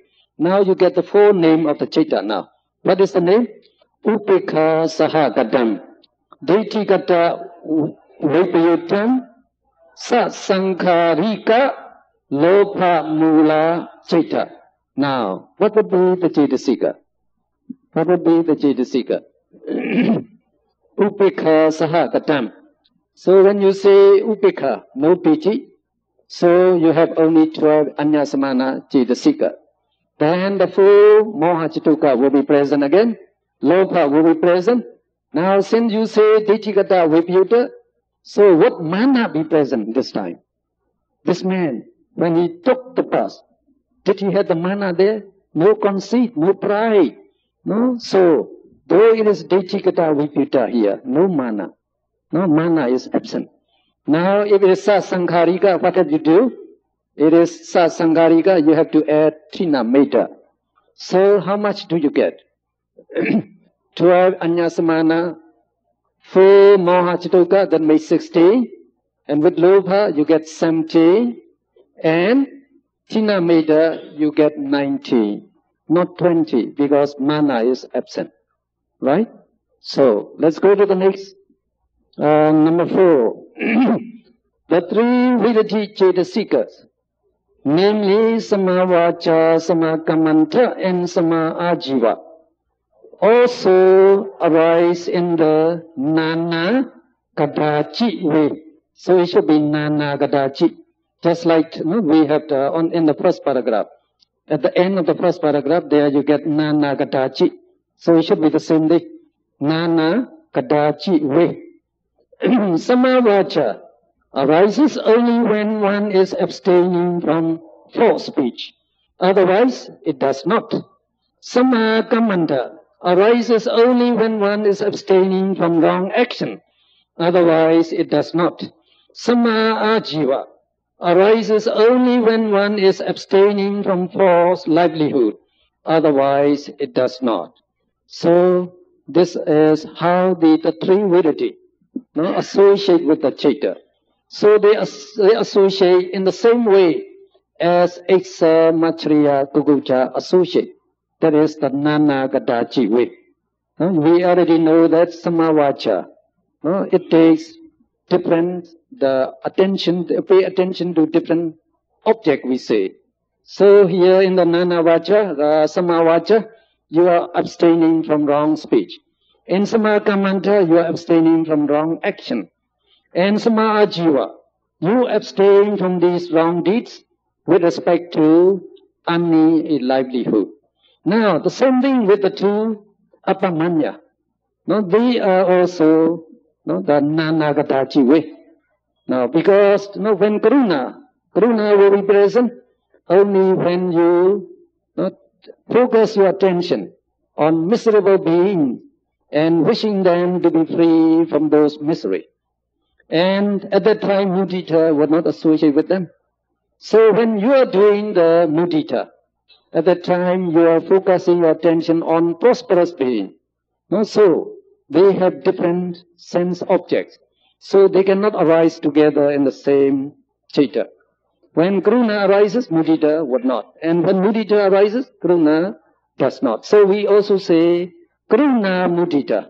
They also associate in the Nanagatachi way. So all these 5, you can take together. So you can say all the 5, they focus on different sense objects. So they cannot associate in one citta. Only one of them can associate in one citta at a time. You get that? Because all the 5, they have different sense object. They take different sense object. So, the sense object, here wrong speech, wrong action, and here is wrong livelihood, and here miserable being, the prosperous being. So, the sense objects are different. So, one citta can take only one sense object. So, of these 5, only one can associate one citta at a time. Okay? You get that? So, no, we won't read number 5 anymore, because it will be, I have explained already. Now, let's take one example now. Now, say a man is paying homage, to the Buddha. He is paying homage, joyfully, with the understanding of karma and its result. So, what would be his citta? He is paying homage to the Buddha. So, if you are paying homage to the Buddha, you will have what? Mahakusala Chitta will arise that time. Now, we say joyfully. So, what would be the Chitta? Somanasa Sahagatam. With the knowledge of karma, Jnana Sambhyutam. And he is doing by himself Asankharika Mahakusala Chitta. No, that is his Chitta. Now, what would be the Cetasika that associate with that Chitta? That's right. No, most of you look at here. So you have to look at the Mahakusala. No, you just look at the first pair. It doesn't matter. So when you say Somanasa, Piti is present, so all the 13 Anyasamana present. Then you come to here. There are 4 groups here. And you know Sobana Sadharana will associate with all Sobana Chitta. So you can take them to be present. Now you say Jnana Sambhyutam, so Panya is present. Right? So you know up to that. Now the question is, no, are Vidati and Apamanya also present? Vidati and Apamanya, would they be present? One lady said no, and you agree with her? No or yes? Oh, it should not be so much difficult. No. So just no, our question is, he is paying homage to the Buddha. So at that time he is reflecting on the attitude of the Buddha. So at that time, what you have? The Vidati. So it does not concern with Vidati. No. Now, I say, Samavacha, to get Samavacha, you have to focus on the wrong speech. It is a time whether you want to speak not the false speech, but you avoid from it. You avoid from it. So at that time we say Samavacha would be present. So he is paying homage to the Buddha. There is no attention towards wrong speech, wrong action, wrong livelihood, and the miserable being. He could not pay attention to these. So none of these would arise in him. So what would be the Cetasika? So you exclude this Vidati and Apamanya. They don't arise in this case. No, he's just reflecting on the attributes of the Buddha, remember. So how many Cetasika do you have? It's already full now. So we'll take the break a little earlier today. No, anyway. So the president would arrange some tea for them. Okay. Exclude this Vidati and Apamanya. They don't arise in this case. No, he's just reflecting on the attributes of the Buddha, remember. So how many Cetasika do you have? So you are subtracting 5 from 25, you get 20 here, plus 13 here, you get only 33. So we say 38. No, the number here is only 33, because both Vidati and Apamanya are absent. Now, for example, you are expected to fill in the income tax form there, to state your earned salary there. But you earn so much salary, I wouldn't like to pay so much tax. So you try, you want to reduce it. That is actually, we want to lie it. We want to lie it. But you want to lie it. But you say, I won't lie it. No, I should be honest. I should be honest. So you write correctly. Now, if you write incorrectly at that time, what would be your Chitta? You think about not paying income tax. Say, I would have to pay so much income tax. No, because I earn so much money. So, but anyway, since I have so much money, I will pay the government. What I should. So you feel incorrectly that, but not very happy at that time. No, but at that time. So what would be the Chitta then? So this time you are abstaining from lying. No, you are abstaining from lying. So that means sila, morality. So what would be the Chitta then? Mahakusala Chitta. So you do it not happily, we say. So it would be upekha sahagatam. Jnana sambhyutam. You know karma is a result. No? Karma, jnana, samyutta, or asankharika or sasankarika. If you do it reluctantly, it would be sasankarika citta. Then, sasankarika mahakusala citta. Now, what would be the cetasikas now? So, when you say upekha sagatam, so you have to subtract piti. Piti, you abstract it, abstain it, exclude it. So you get 12 anyasamana. Again, you have 19 sobana. They will be present. So you get 31 now. So we say jnana is present. So you get 32 now. Then, what the villity present now? Yes. Which one? Just sama. So here you abstain from lying. No? So it should be samavacha actually. Samavacha. And apamanya? No apamanya. So how many cetasika do you have? Only 33. Again 33 now. Now for example, you are doing the karuna bhavana. Now you focus attention to all miserable beings and you are developing the compassion. May they be relieved from all this misery. May they be relieved from all this misery. So as you are meditating, you feel joy. You are happy with that.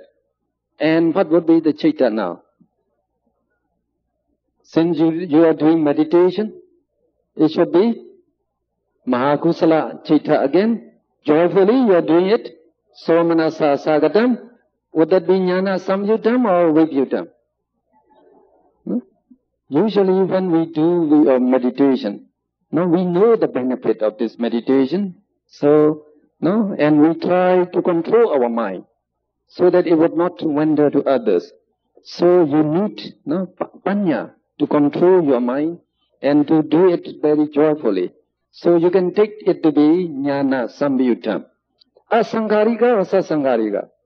It would be asankharika citta, mahakusala citta.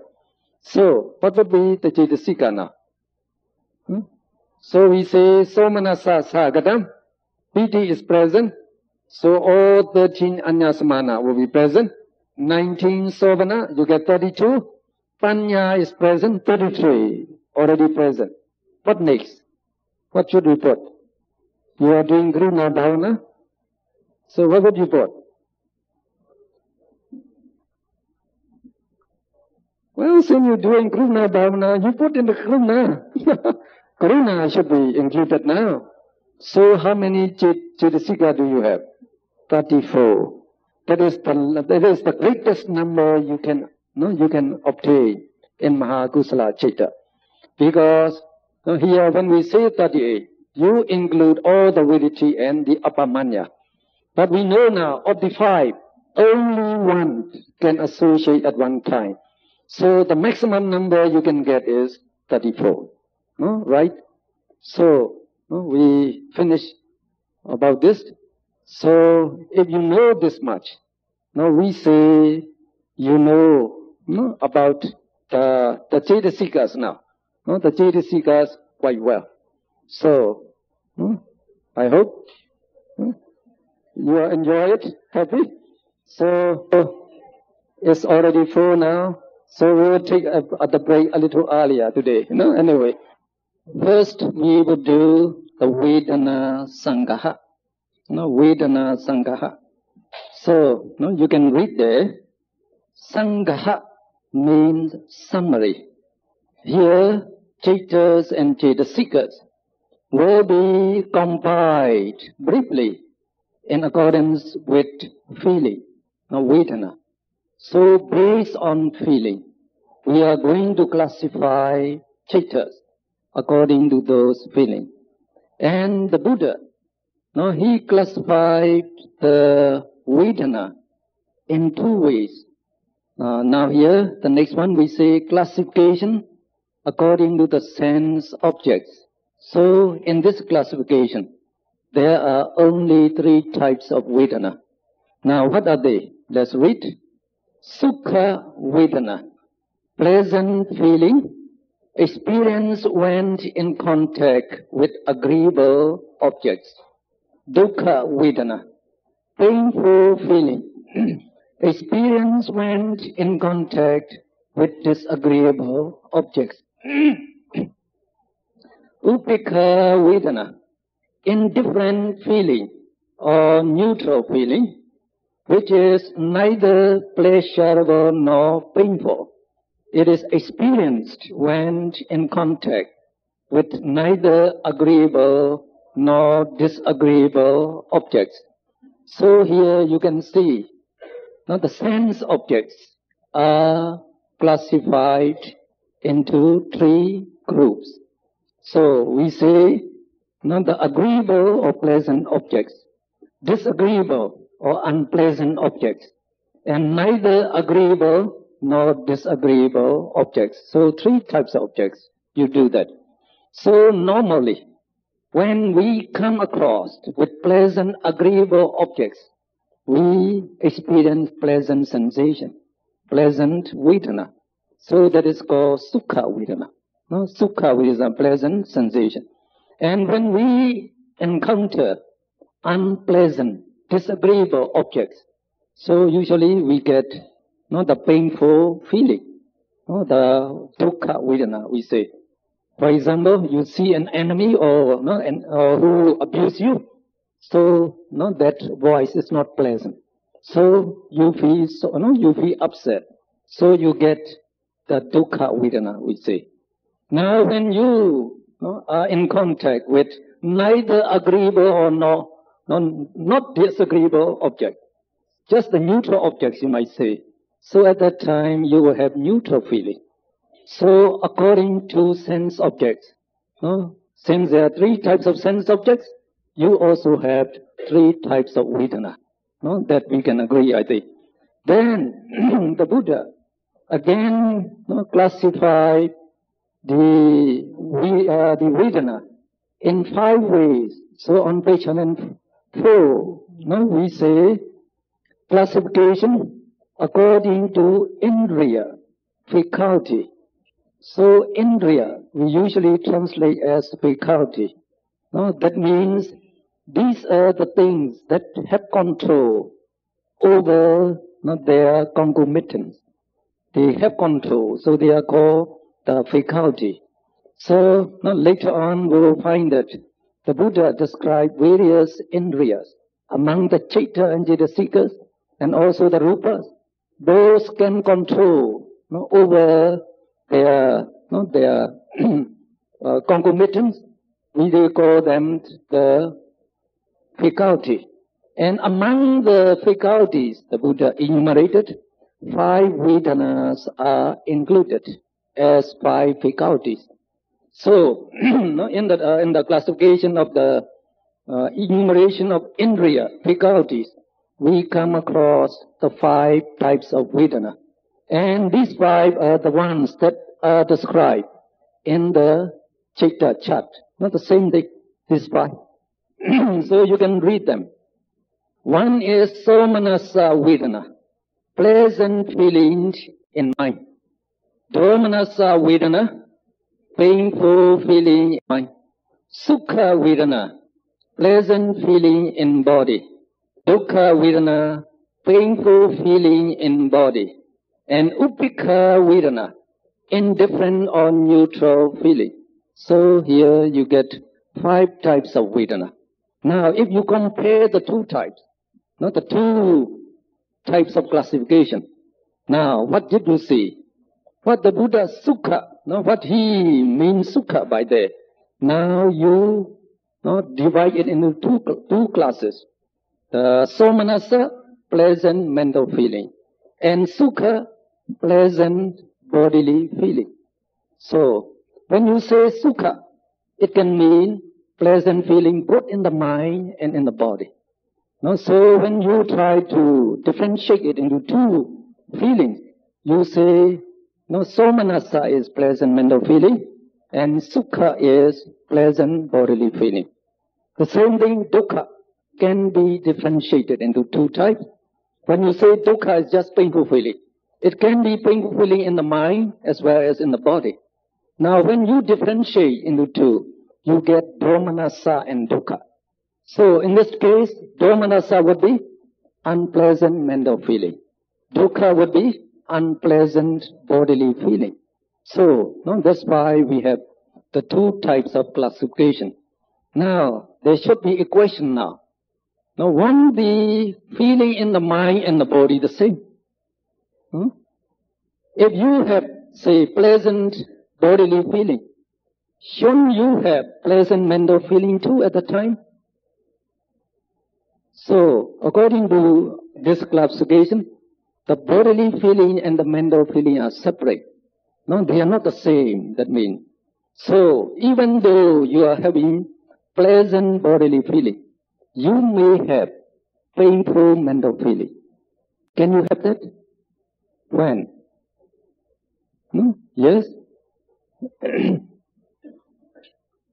You are sitting in your, in the saloon car with very nice cushion there, and you have the air condition on there, so your bodily is having pleasant sensation, pleasant feeling there. But when you are driving there, they jam there. You get humiliated. I've been in line for 2 hours now. So what do you have then? Painful mental feeling. Though you have pleasant bodily feeling, you have painful mental feeling. Can be the reverse true. Can the reverse be true? When you are having very painful bodily feeling, and can you have pleasant mental feeling at that time?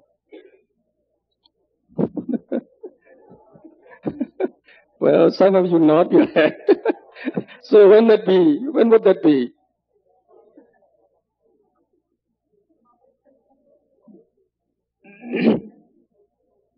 Well, there are several other examples you can give. Like those, the laborers, they have to carry very heavy loads. So in the hot sun, like they are carrying rice bags, putting into the tanker there. So one after the one time after another time they have to carry. So their body is perspiring. So they must have the painful bodily feeling at that time. But these workers, when they are doing that, I'm going to earn a lot of money today, so I can use that money to buy rice and oil for my family. So he would be happy. Though he has to do that, the painful work, you will be happy. So also in meditation, even meditation, though you have very painful sensation, if you can note that painful sensation, as painful, you can be happy during that time. You can be happy. You remember one instance in the Chronicle, about a monk who was carried by the tiger. Didn't you know that? So during the Buddha's time, usually this monk, they undertake, they took the instruction from the Buddha.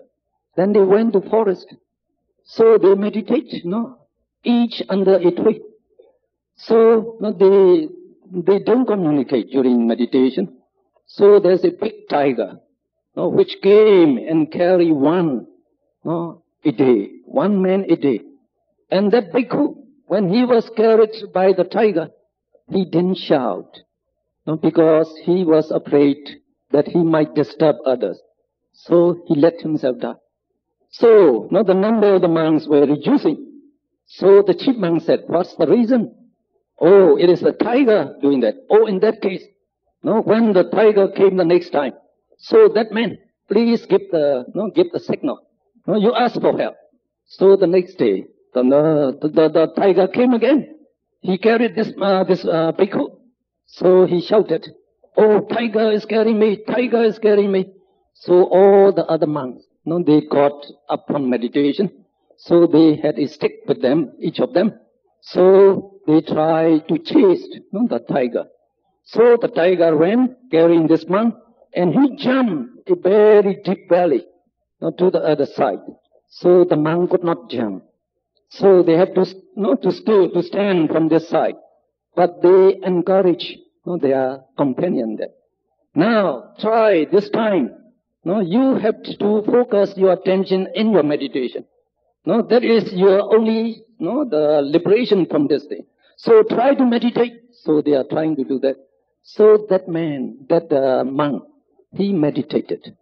So, the tiger start eating him. He put him down, and start eating from the legs.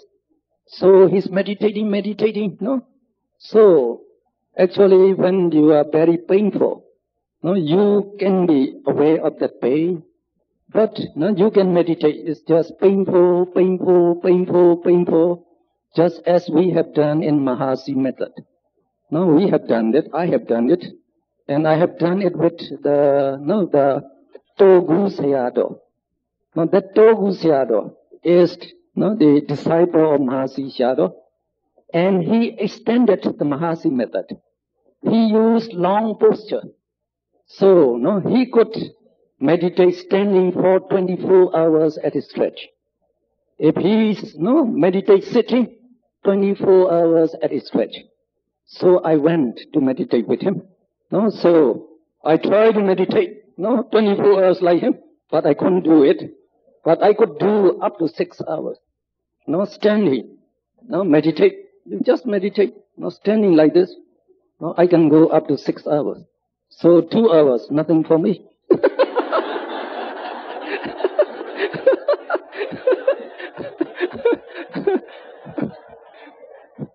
So how did you do that?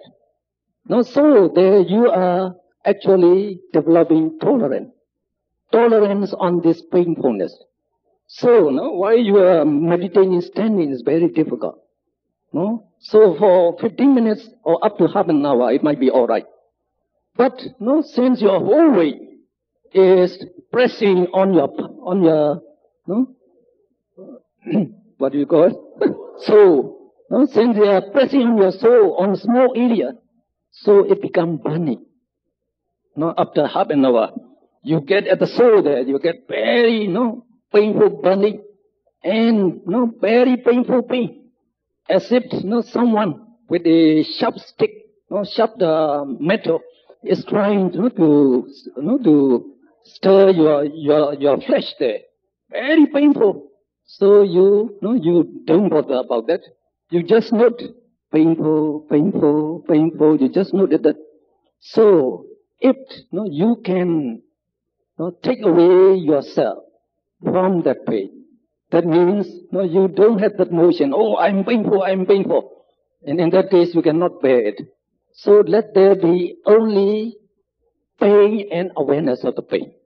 Only let that two be. There's pain there. Try to be aware of it. So you'll be aware of painful. If yourself, myself, is not involved in that, you can't tolerate it. And usually, slowly, that pain will disappear. If you have good concentration, you can go on. So if you can drive it away, you can go on meditating, but the pain will come back again. So you focus on it and eliminate it. You go on like that. So you can go up to 6 hours very happily. So even though your body is painful, you are happy. That means you are having pleasant mental sensation. Like that monk. The tiger is eating it. So you can focus on that pain. Now once that pain is over, then you can focus on, like you are doing samatha, you can focus on like the breathing. Actually, when you have already attained the right concentration, you can see nama and rupa arising and dissolving. So if you focus your attention on this nama and rupa arising and dissolving, and you take anicca, and you reflect anicca, if you can focus your attention on this anicca, you are not aware of the pain. Because the mind can be aware of only one thing at a time. If you can focus well on this, Vipassana object, you would not be aware of the pain. So that man, while the tiger was eating his leg, he was meditating. So when it comes to the thigh, he developed the first mega. He got the first mega. So it carried on eating him. So when it comes to the stomach, he got the second mega. So he eat the stomach, and it comes to about the chest, he got the third mega. So when it ate, the tiger ate his heart, and he died. Just before that, he got the Arhata mega. So don't worry about the pain. So there's a good maxim, No, there's a good thing, Like in Myanmar we say, the ko palau pamba, say ma pamba zine, that we used to say. That means however much your body may be tired, don't let your mind be tired. Don't let your mind be tired. So that is a good maxim. So however your body may age or become weary, but keep your mind cheerful. So if you can do that, you can tolerate the body pain for a long time. You can walk for a long time without getting weary. So, okay, I think we get all the 5 Vedanas now. Now you classify the Chaitas according to those 5 Vedanas. Actually, we have already done that in our first chapter. We already did that, classifying the Chaitas according to the Vedana.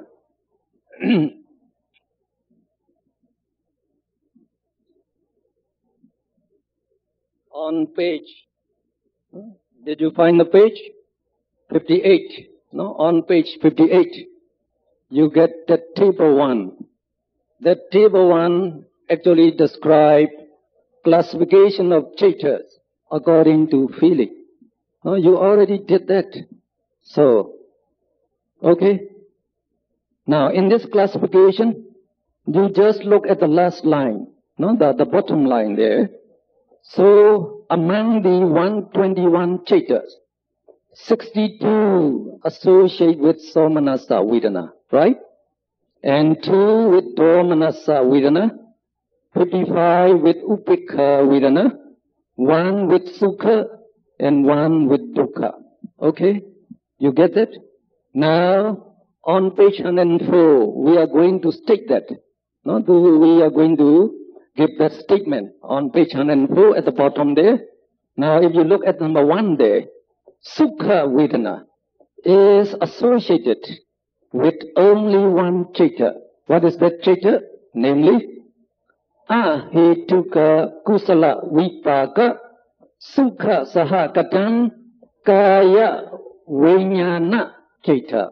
So we advise you to keep the Chaita chart with you while you study this Abhidhamma. So actually, the Sukha Vedana, Sukha Vedana associates with only this Chaita, with this Chaita. How do you call the name of this Chaita? So you just call like here, Ahetuka Kusala Vipaka Sukha Sahagatam, because this symbol means Sukha Sahagatam Kaya Vijnana Chaita. So you get that, you see. Now the next one, the Dukkha Vedana, this Dukkha Vedana also associate only with this one Chaita. Now this one, now what is that Chaita now? How would you call it? So Dukkha Vedana associates with one Chaita, namely Akusala Vipaka Dukkha Sahagatam. Dukkha Sahagatam Kaya Vijnana Chaita. And the Domanasa Vedana. Now this Domanasa Vedana associates with only these 2 Chaitas. Now, what are the 2 Chaitas? Namely, so how do you call this? Dosa Mula. Or you call it Domanasa Sahagatam. Domanasa Sahagatam Patiga Sambayutam Asankharika Dosa Mula Chaita and Sasankharika Dosa Mula Chaita. Now, for the Somanasa, you have 62 Chaita that you already enumerated in the table number 1.1. So if you look at the table now, No, please look at the table on page 58. Is that it? 58? Yes. So you look at the Somanasa column there. No? So we try to enumerate those Somanas Chetas. We say there are 4 Somanasa in 12 Akusala Cheta, 2 Somanasa in Ahituka Cheta, 12 Somanasa in Kama Sobana. Now if you add them together, you get 18 Somanasa in Kama Cheta, right? So among the Kama Vajra Cheta, 18 are Somanasa. And the next line, 12 Somanasa from Mahekata. And the next 2 lines, from Lokutra, how many? 32 associate with the Somanasa. So 18, 12 and 32. So those 3 types are mentioned on page 104. So if you turn on page number 4, we say you read number 4 at the bottom there. Somanasa Vedana is associated with 62 Chetas, namely 18 Kama Vajra Somanasa Cheta, 12 Mahekata Somanasa Cheta, and 32 Lokuttara Somanasa Cheta. So in the same way, number 5, Upekha Vedana is associated with 55 Chetas, namely 32 Kama Upekha Chetas, 15 Mahekata Upekha Chetas, and 8 Lokuttara Upekha Cheta. So you can check on the at the table 1.1 about the 55 Upekha. So we can classify Chetas according to the 5 Vedanas in that way. Okay? So let's go to the next topic now. We call it Hetu Sangaha. Here, Chetas and Chetasikas will be compiled briefly according to Hetu, that is, roots. Now, there are 6 types of Hetus or roots. What are they? 3 Akusala Hetu, the unwholesome roots. They are the Lopa, the Dosa, and the Moha. We know that these 3 roots will give rise to 12 Akusala Cheta. Now, number 2, the Kusala Hetu, that is wholesome roots. There are also 3 in number. What are they? Alopa, Dosa, and Moha. So they will give rise to Kusala Cheta. So in your Kusala column, the Maha Kusala Cheta, Rupa Vajra Kusala Cheta, and Arupa Vajra Kusala Cheta, and Lokuttara Kusala Cheta. All these Cheta, they contain these 3 beautiful roots, Alopa, Dosa, and Moha. Now, number 3, we call them Abhyagata Hetu. Also 3 of them. They are also Alopa, Dosa, Moha. So in the next line we say, Akusala Hetu are the roots that associate with Akusala Cheta. Kusala Hetu are the roots which associate with Kusala Cheta. And Abhyagata Hetu are the roots which associate with Vipaka Chetas and Kariya Chetas. Abhyagata roots are the same as the Kusala roots. Abhyagata means indeterminate. The literary, so the next line there, you have the meaning there. Abhyagata means indeterminate, that is, neither determined as karmically wholesome nor as unwholesome. Vipaka Chetas and Kariya Chetas, together with their concomitants, that is, Chetasika, are termed as Abhyagata because they are karmically neutral. So, the Vipaka and Kariya Cheta, they are called Abhyagata Cheta. So all these Vipaka and Kariya Cheta, they are called Abhyagata Cheta because karmically they are neutral. They don't have any karma properties. Now, what are the roots that associate with the Vipaka and Kariya Cheta? You can see from here, Now these are ahetuka. Ahetuka means they don't have any roots, this 18, right? No roots. Now, starting from here, you have roots with them. Now these are Sobhana Chaita. So, what would be the roots that associate with this Sobhana Chaita? What would be the roots that associate with this Sobhana Chaita? Oh, I already changed our chart. So, we have 19 Sobhana Sadharana Chaitasika. You remember that? So, that 19 Sobhana Sadharana Chaitasika, they associate with all the beautiful Chaita. So, they also associate with the Vipaka and Kriya Chaita. Now, among that 19 Sobhana Sadharana, you have two roots there, Alopha, Adosa. So that means Alopha, Adosa associate with this Vipaka and Kriya Chaita. And also we say Panya. Panya, the wisdom. They associate with what? Jnana Sambayutta Chaita, you say. It's also called Amoha root.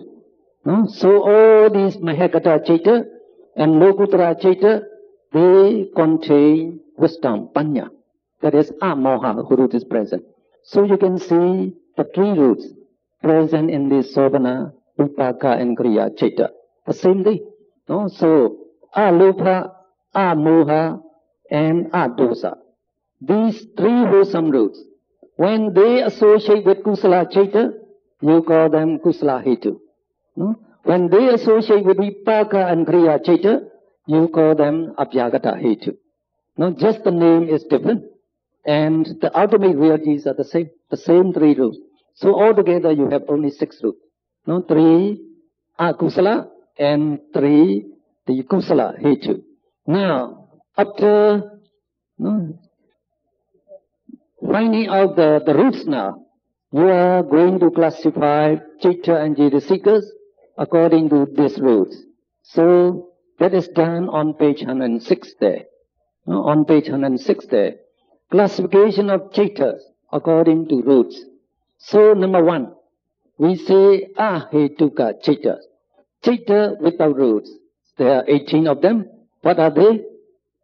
They are Akusala Vipaka Chaita, 7 Akusala Vipaka Chaita, 8 Ahetuka Kusala Vipaka Chaita, and 3 Ahetuka Kriya Chaita. So you know from here. The 18 without roots are these 3 classes. So these are called Ahetuka Chaitas because they don't have any root. Now we go to number 2. We say Sahetuka Chaita. Sa means together with. So with roots that means. So Sahetuka Chaitas means Chaitas with roots. So how many Chaita will have roots? So there will be 71. How do you get 71? You are subtracting this 18 Ahetuka, 18 from the total number of 89. You just take the 89 in the brief method. So you get 71 Chaitas with roots. And these 71 Chaitas can further be divided into 3 groups again. So in the below there we have A. Eka Hetuka Chaita. Chaitas with 1 root. Eka means 1. So you have, there are 2 Moha Mula Chaitas which have only Moha as root. So these 2 Moha Mula Chaitas here. Now if you look here, in these 2 Chaita, you say Moha Chatuka is present there. So that means Moha is present. They have the Moha root. Only that Moha. You don't have the Lopa, you don't have Lopa there, and you don't have Dosa there. Only 1 root is present. So we say the 2 Moha Mula Chaita are Eka Hetuka. Eka Hetuka means only 1 root. Now you go to the next, that is B. Dvi Hetuka. Dvi means 2. So Chaitas with 2 roots. There are 22 of them. What are they? They are 8 lopa mula chaitas containing lopa and moha as roots. 2 dosa mula chaitas containing dosa and moha as roots. And 12 jnana sobana, kama sobana, jnana vipayutta chaitas containing alopa, adosa as roots. So, that you should understand from this combination of chitta and jadasika. When you go to the lopa mula chitta, this 8 lopa mula chitta, how many roots do they have? Now from here you can look at, so isn't moha present? Moha is present in all akusala chitta, we say. So moha is present. Lopa is present. So you have 2 roots. And at the same thing, in the 2 dosa mula chitta, you have moha as well as dosa. Again, 2 roots. No?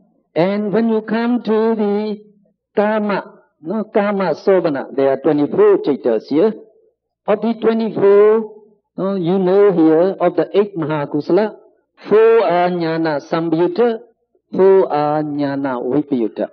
No? So the same thing with mahavipaka and mahakriya. So how many chaitas are jnana vipayutta? 4, 4, 4. You get 12 jnana vipayutta chaita. So this jnana vipayutta means they don't have jnana. No, that means they don't have amoha root. Remember, jnana is amoha. So they have only the 2 roots, alopa, adosa, that are present in the 19 sovana sadharana. So they have only 2 roots. So we have the summary here. There is a church on Hetu Sangha. So these are the name of the Hetu, the roots. And these are the 89 chaitas in brief.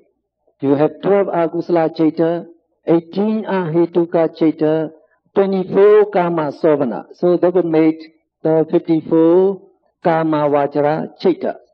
Now you have 27 mahakata and 8 lokutara. So altogether you get 89 chaita, right? So here we say ahetuka chaita, numbers 18. What are they? The 18 ahetuka chaita, this 18. And eka hetuka, only 1 root. So what are the chaitas? The 2 moha mula chaitas, they contain only moha as the root. Then you have dvihetuka, 2 roots. There are 22 chaitas. Now what are they? 8 lopa mula chaitas containing lopa and moha. 2 dosa mula chaitas containing dosa and moha. And now when you say that, you have to refer to this. The kama sobana jnana vipayutta chaitas, the 12 of them. So they would contain alopa, dosa. Alright? Then you go to the dvihetuka. That means 3 roots. Now what are the chaita? That contain 3 roots. So from here you can see kama sobana jnana sambhyutta chaitas, 12 of them. So you take the jnana sambhyutta, you get 4 here, 4 here, 4 here, so 12 jnana sambhyutta among the kama sobana chaita. And all the mahakata chaita, you know they contain panya. They contain amoha roots. The same thing with lokutra, they contain panya. So here you have 12 kama sobana jnana sambhyutta chaitas, 27 mahakata chaitas, 8 lokutra chaitas, totaling 47. So these are the 47 chaitas that associate with panya that we have seen previously. So what are the roots they contain? Alopa, dosa, moha. So in this way, we classify the chaitas into roots, according to their roots. Now you may ask, what's the purpose of that? What is the purpose of that? You should ask that. So you know the among these chaitas, just like the trees. When the tree has no major roots there, so this tree would not be found. No, would not be farm, it would be fever. If you have one root, it's a little farmer. 2 roots or more farm. And 3 roots, very farm. The same thing. So, the chaita with more roots, they will be stronger. They will be stronger one. And also another thing, we classify people according to these roots. No, we shall classify people according to this rule. Now, we know that these vipaka citas, they function as the rebirth consciousness of people. They are the resultant of karma. The resultant of karma. Vipaka means a resultant. So, different beings are born with vipaka cita. And you will see that all the animals, Peter, the willful ghost, those in in hell, all of them are born with this citta. Upekha Sandirana citta. All these, the willful people. So, since they are born, with akusala vipaka, the resultant of akusala karma, so they are born with this citta. So, since it is ahetuka citta, there's no root. So we say the animals, the willful ghosts, they are ahetuka person. Ahetuka person. No roots. No roots. No good roots there. So their understanding, their intelligence is very low. Very low there. Now, among the people, the human being, we can have 3 classes, 3 types. Those retarded ones, the retarded ones, the dumb ones, they are born with this upekha sandhirana. It is kusala vipaka. It is the resultant of kusala karma. But this citta is ahetuka citta.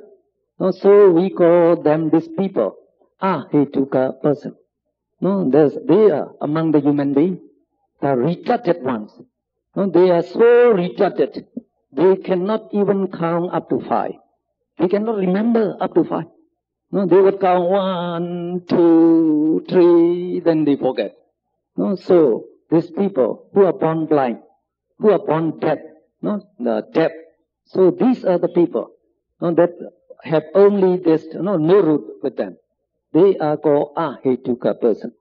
Now, among other people who has 4 features, they can be either, they will be born this one of 8 mahavipaka citta. So if you are born with mahavipaka jnana samyutta citta, then you will have 3 roots. So we call you tihetuka person. You are tihetuka person. But there are some people who are born with jnana vibhuta, jnana vibhuta mahavipaka citta. They will have only 2 roots. So we call them dvihetuka person. Which is better? Dvihetuka or tihetuka? What would you want to be? So tihetuka is much better. Because you have the jnana there. The panya is there. The panya is there. And only if you have that amoha root in your rebirth consciousness, you can develop jhana and mekka in this existence. If you are a dvihetuka person, usually you cannot match up with those tihetuka person. You are a little retarded and a little slow in your wit. And when you meditate, you can never attain mekka and jhana in this existence. So how would you test it? So to undertake meditation. So if you get jhana, you are sure? You are a tihetuka person. Well, I say, if you understand Abhidhamma well, I will call you tihetuka person. Because even when you undertake meditation, even though you cannot develop the jhana, we cannot say that you are not tihetuka person.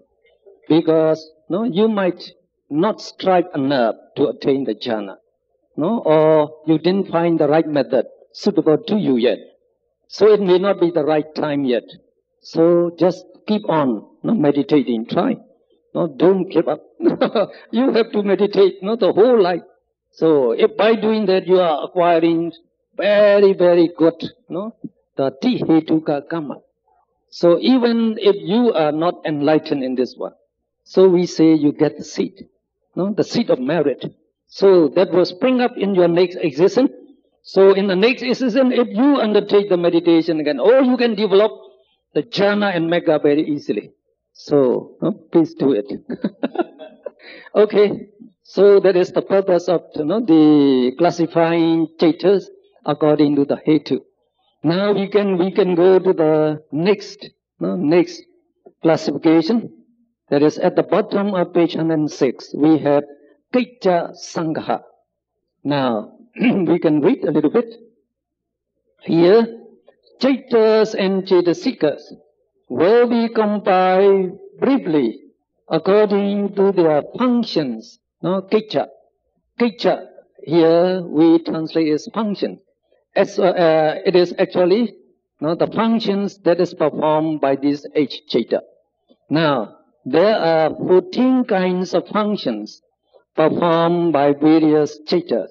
It is remarkable to note that every chaita performs at least one type of function.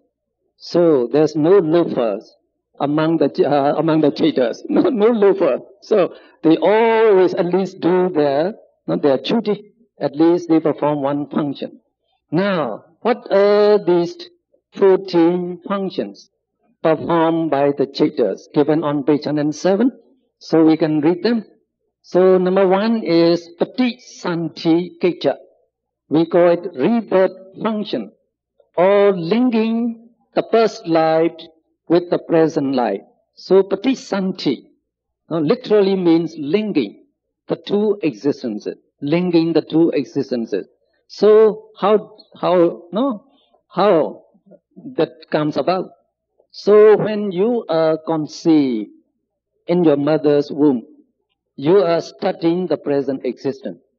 And also that is the link between your past existence and the present existence. When you take the rebirth, that you become conceived in the mother's womb. So that function of taking rebirth is called Patisanti Kicca, and we translate it as rebirth function. Because of that function, because of that chaita that perform this function, you become conceived in this existence and you get this existence. So if you are born as a deva, you will be born immediately as a full person. You will be born fully as a grown-up deva. So that is Patisanti function. Now number two is Bhavinga Kicca. Bhavinga Kicca means life continuum, or to continue the formation of life stream incessantly till death. So, remember, we are born in this existence because of a good karma that we performed in the past. There are billions and billions of karma, but only one karma will produce one existence. So, when that kusala karma condition you to be reborn in this existence. So if this karma is derived from this first Mahakusala Chaita, you will be reborn with the first Mahavipaka Chaita. So just like the seed gives its own type of plant. If you sow a mango seed, you will get a mango plant. So if you sow, say, an apple seed, you will get an apple plant. So the same thing here. The first Mahakusala karma, they will produce the first Mahavipaka Chaita. So this karma, when it has the chance to bear result, it will produce this result. It will produce it one Chaita after another. So it keeps producing it till the whole existence. Till the whole existence. So depending on the strength of that karma, your lifespan will be either long or short. If this karma is very weak, you will have only a very short lifespan. So if this karma is strong, you are going to have a long lifespan.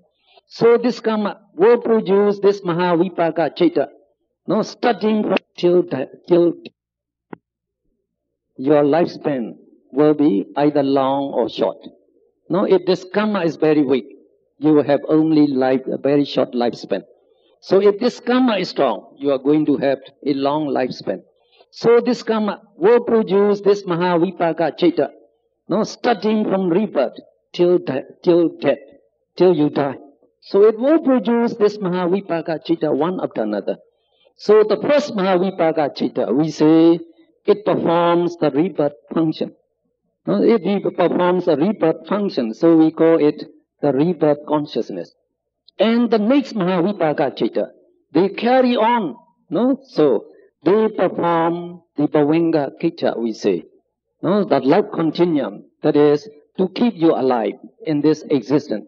So this Mahavipaka Citta, as soon as Mahavipaka Citta arises, you have seen here, when you get Mahavipaka Citta, there can be 33 Cetasikas associated with it. So they arise together. When Mahavipaka Citta arises, you have 33 Cetasikas along with it. So how many khandas do you have? Khandas, you know that now? We call it what? The groups of existence. So the Citta will represent one group we call Vijnana Khanda, the group of consciousness. And these 33 Cetasikas, now if you form them khandas, put them into khandas, how many groups of khanda do you have? From the Cetasikas, you always have 3. Thus we already said yesterday, I think. Vedana will make the Vedana Khanda. The Vedana in all these Vipaka Citta, they will represent the Vedana Khanda, the group of feeling, And the Sanya, they will give the group of perception, the group of perception. And all the remaining Cetasika, however much there may be, they will be grouped together as Sankhara Khanda, the group of formation. So you get 3 Cetasika Khanda, 1 Citta Khanda, and Rupa is also produced by that karma. That karma also produces a Rupa. That Rupa is very important.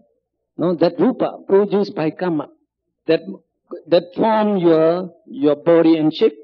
So according to that karma, you will get a beautiful body or not. It depends on this, Kamaja Rupa. So that Kamaja Rupa will furnish the group of matter. So you get 5 khandas. Every instant, whenever Vipaka Citta arises, you get the 5 khandas, one after another. They arise and they dissolve. This 5 khanda arise, dissolve. But another group arise, dissolve.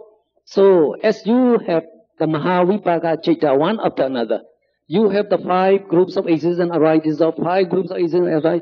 So you keep on living. So this is the function. We call Bhavanga Citta, the life continuum function. That is again performed by these, the Vipaka Citta. Now number 3, Avachana Citta, apprehending or adverting consciousness towards the object. So adverting function is performed by these 2 Avachana Citta. You know that?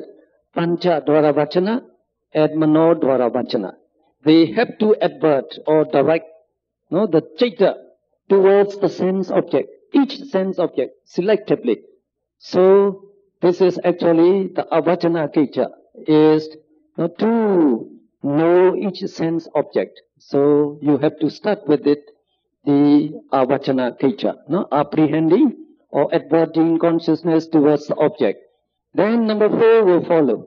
We call Dasana Citta, seeing the object. Now if the Pancha Dvara Vachana adverts your Citta towards the sense object that appear in the eye, so you will get this number 4, Dasana Citta, the seeing the object. So seeing consciousness will arise to perform this Citta, to perform this function. Now instead of that, number 5, Savana Citta, hearing the sound.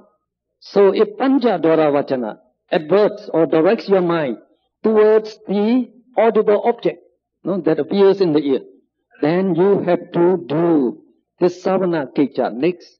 No, you have to do the hearing function. So here the ear consciousness will arise to do this function. Or it can direct to the nose. So in that case, you will have gayana kecha, that is smelling the object. Or it can advert your mental stream to the tongue. So we call it the sayana kecha, tasting the object. Or pusana kecha, touching the object. So these are the 5 functions that must be performed to know the 5 sense objects that appear in these 5 doors, right? So, and number 9, sampadechana kecha, receiving the object. Santirana kecha, investigating the object. And vuttapana kecha, determining the object. And javana kecha, perceiving or enjoying the taste of the object. And I explained to you on the first day.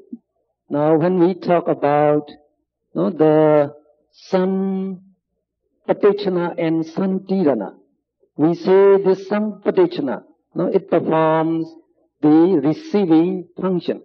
So we call it receiving consciousness because it receives the function. And santirana, we call it investigating consciousness because it performs santirana function, that is investigating. Now, I told you, when a sense object, like a visible object, strikes the ear, strikes the eye, you get eye consciousness, that sees this object. But this eye consciousness, it arises just for a short moment. It arises and dissolves. So it performs the seeing function. But now it dissolves. So to know the seeing function, this image that it takes should be transmitted to the next arising citta. And the next arising citta would be sampatechana citta, that receives the image. So we say it performs the receiving function. Then again, that image must be passed to the next arising citta again. That would be santirana citta. It makes the investigation whether the sense object is good or bad. Then it dissolves again. So it transmits that sense object to the next arising citta again. So that would be manodvara vachana. So that is the number 11. That the manodvara vachana will perform the vuttapana kecha. That is determining the object, whether it is good or bad, right? The vuttapana here, that is the determining whether the object is good or bad. Now, after determining, the manodvara vachana determines it good or bad, or it determines, it is very beautiful, it's very nice. So you will have lopa mula citta doing the next function, this javana kecha. Javana kecha, perceiving or enjoying the taste of the object. So at that stage, we know what is the object. So only when you come to this stage, there's javana function, javana kecha. Now we know each sense object. And we enjoy the sense object at the same time. So it is called javana function. Javana function, perceiving or enjoying the taste of the object. And after that, another citta will follow. So we call them tadalamana kecha. Tadalamana means registering or to continue enjoying the taste of the object. So we say it makes the registration because after that, the purpose of the cognizing the object is finished. So it is the last one. So it may just register there. Or you just say it continues enjoying the taste of the sense object. It arises. So up to 13, starting from number 3, avachana, up to 13, the dalamana. These functions are performed in series, one after another, to know each subject, each object, and to enjoy the taste of this object. So these are the function. Now when you come to number 14, there is Chuti Kicha. We say the death function. So this should be the last one, no, in your life, the death function. So, no, are these 14 functions performed by the Chitta? Are they important or not to you? Are they important or not to you? Yes, all of them are very important. So usually, in the question paper in Myanmar, they would ask you like that. Sometimes they ask you strict question. So they would just ask you, mention the functions performed by the various Chitta. Then you mention these 14 functions in Pali as well as the meaning. So just 14. So sometimes they try to change the question like this. Now, from the time you take birth, you are conceived, till the time you die, what are the functions, the inevitable functions that you must perform? Or what are the important functions that you must perform? So that is the question. So what would be your answer? The same thing, the 14 function. Now, these are important to us, like the Patisanti to get this existence. And Bhavinga Kicha to keep on alive, to be alive. They are necessary. And from 3 to 13, to know and enjoy the sense objects. To know the sense object and to enjoy the taste of the sense object. So they are important in life. And finally, the Chuti Kicha, the death function is again very important. It is important that you die very peacefully. If you don't die peacefully, it's not good. So, some people, when they are about to die, they get terrible. They get scared. It's not good. So if you die smiling, that will be very good. Because again, you will see later on. At the time of death, near death, at the near death, we always have vision of the next existence. You will have the vision of the next existence at that time. So some people, they see that they are going to be reborn in hell. So they saw those hellfire. So they got very scared. So not good. So some people are smiling because they see the devas there. Very beautiful devas welcoming them. Oh, very beautiful. So they are happy. So that function is very important too. So all these are important. Now we go to the next topic. The Chittas performing these respective functions. So, now number 1. There are 19 Chittas. Please read together. There are 19 Chittas which perform rebirth function. These are, there are 2 Upekha Sandirana Chittas, 8 Mahavipaka Chittas, and 9 Mahekata Vipaka Chittas. These Chittas are known as rebirth consciousness, as Patisanti Chittas. Why they perform rebirth function? So, there are 19 Chittas that perform the rebirth function. Now, these 19 Chittas are all Vipaka Chittas. Now, you should know these 19 Chittas. We say there are 2 Santirana Chittas. This Upekha. 2 Upekha Santirana Chittas. 8 Mahavipaka Chittas. And 9 Mahekata Vipaka Chittas. These are, you call Mahekata because they belong to Mahekata Vipaka Chitta. Or you can just say 5 Rupa Vajra Vipaka Chitta and 4 Rupa Vajra Vipaka Chittas. How many do you have? 2 plus 8, 10. And plus 9, 19. So these are the Chitta that perform the rebirth function in various planes of existence. Now for all the beings, these are the rebirth consciousness. Remember, for a person, there will be only one rebirth consciousness. No? So we already say, if you are going to be born in hell or as an animal, your rebirth consciousness would be this one. No? This one. So all the hell people, the woeful people, they had in common only one type of patisanti citta. So they are all born with this akusala vipaka upekha sandirana citta. And among the human beings, and also some deva, no, we are born with this, no, either with this ahetuka kusala vipaka citta. That is, if we are a retarded person, if we are born blind, so this will perform the rebirth function. And also among the deva, we say the low, the earthbound devas, we say. Those who do not have any mention, they just walk on the ground. We have very low devas like that. So they may be also, they're born with this citta.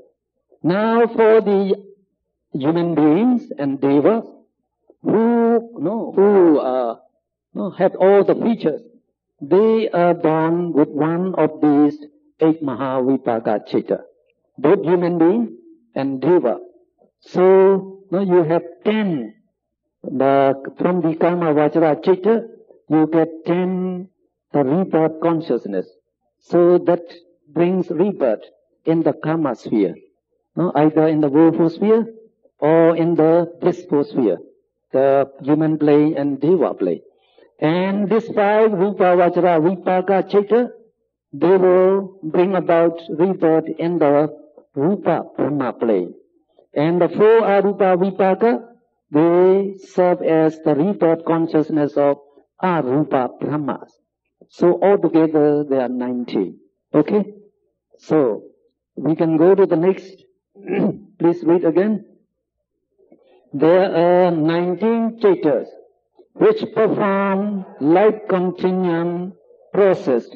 They are the same as the 19 patisanti citta. They are known as Bhavanga citta or subconsciousness. Why they perform the life continuum of life continuum process.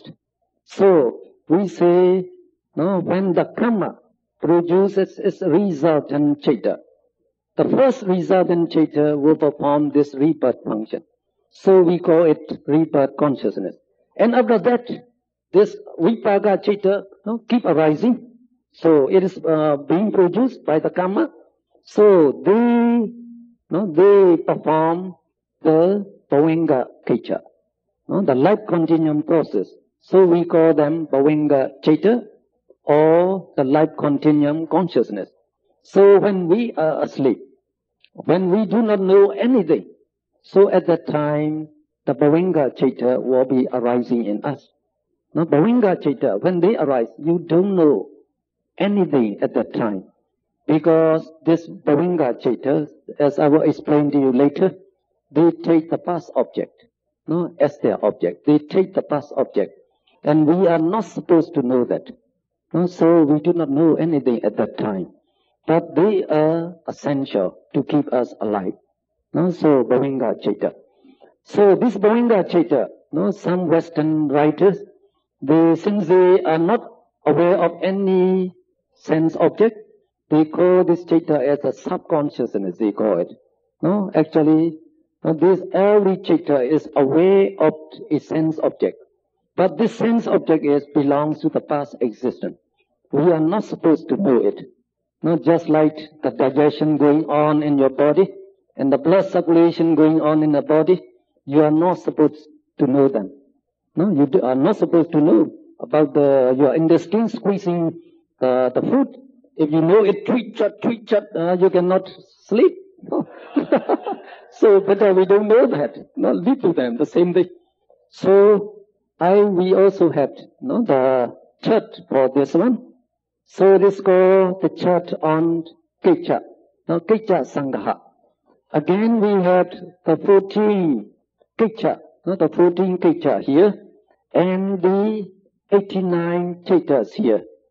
So remember, you have the 12 akusala, and this is the 18 ahetuka, and 24 kama sobana, and among the mahekata, no, you have, how do you have mahekata? So we say here, mahekata kusala kariya 18. So that means among the mahekata, 27 chaita, you have 9 kusala chaita, 9 kariya chaita, vipaka chaita, and 9 kariya chaita. So what do you call them?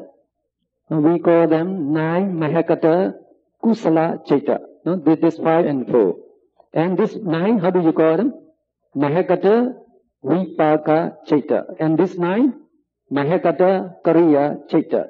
So when you see this means mahekata kusala chaita, no? Oh, this is maha. So maha kusala chaita and maha kriya chaita. So they refer to this too. No? 8 maha kusala, maha vipaka, and 8 maha kriya. So altogether you get 16. 8 maha kusala and 8 maha kriya, 16. And 8 maha vipaka. And here we come to the mahekata. I just told you. 9 mahekata kusala chaita, the 9 mahekata kusala chaita, and the 9 mahekata kariya chaita. So yeah, and you have the 9 mahekata vipaka chaita. So only up to lokiya chaita now. Then you have the 8 lokuttara chaita. So you have all the 89 chaita. Now from this, we say patisanti kicha is performed by 19 chaitas. Now what are these 19 chaitas? They are 2 upekha sandirana, remember 2 upekha sandirana, 8 mahavipaka, and 9 mahekata vipaka, this 9. So altogether 90. And these 19 chaitas, they are called patisanti chaita, that is rebirth consciousness, when they perform the rebirth function.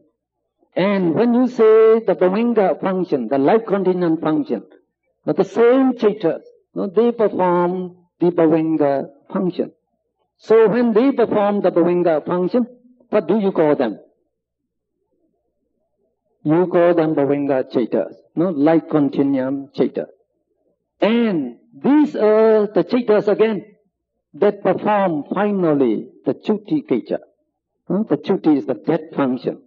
So at that time we will call them Chuti Chaitas or death consciousness. So these 19 Chaitas, they perform Patisanti Kecha, Bhavanga Kecha, Chuti Kecha. So you understand that? So I explain to you, we are born by a kusala karma, that we perform in the past. Now, if this kusala karma, that kusala karma actually it exists in our mental stream. If that kusala karma has the chance to give rebirth to you, so it will produce its resultant consciousness. So for us, if I say, if it is the first mahakusala karma, and the resultant consciousness you will have would be the first, the mahavipaka chitta. So that mahavipaka chitta will be produced by this karma for the whole existence. The whole existence, one after another. So the first mahavipaka chitta, it performs rebirth function. You call it rebirth consciousness. And the next mahavipaka chitta, so they arise one after another, they will perform the Bhavanga Kecha, the life continuum. So you call them life continuum consciousness. And finally, when you die, the last, the chitta that is produced by this karma, so that will be the last. So we say it performs the death function. So you call it the death, the death consciousness. So, the same chitta perform these 3 functions. Okay? Alright? Okay then. So you have to remember these 19 chittas that perform this rebirth function, life continuum function, and death function. Now the next are easy. The avachana. adverting consciousness, adverting function, directing the chittas towards various sense objects. So avachana kicha is performed by the two avachana chittas. So what are they? What do you call this?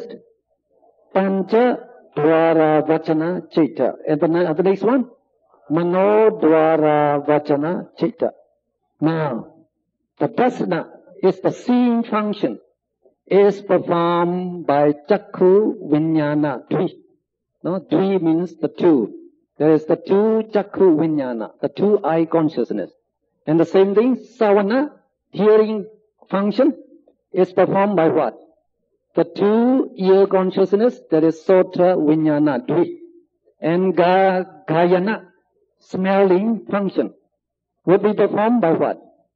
The two gana vijnana dvi, that is the nose consciousness. And sayana, that is the tasting function, is performed by the two jiva vijnana dvi, the two tongue consciousness. And pusana is the touching function. It is performed by the two kaya vijnana dvi, the two body consciousness. So that's easy. Now you come to the next, sampadechana. So receiving. After seeing, you have to receive the sense object. So that is performed by these two sampadechana chittas. The sampadechana, the receiving function. Then you have to go to santirana, investigating function. So it is performed by three santirana chitta. So you have one santirana here and two santirana here. So three of them will perform the santirana function. And vattapana means mano dvara vachana. So this mano dvara vachana, it performs the two functions actually. One is avachana, and now it also performs the vattapana, determining whether the sense object is good or bad. Now after determining the sense object, you enjoy the sense object, you enjoy it.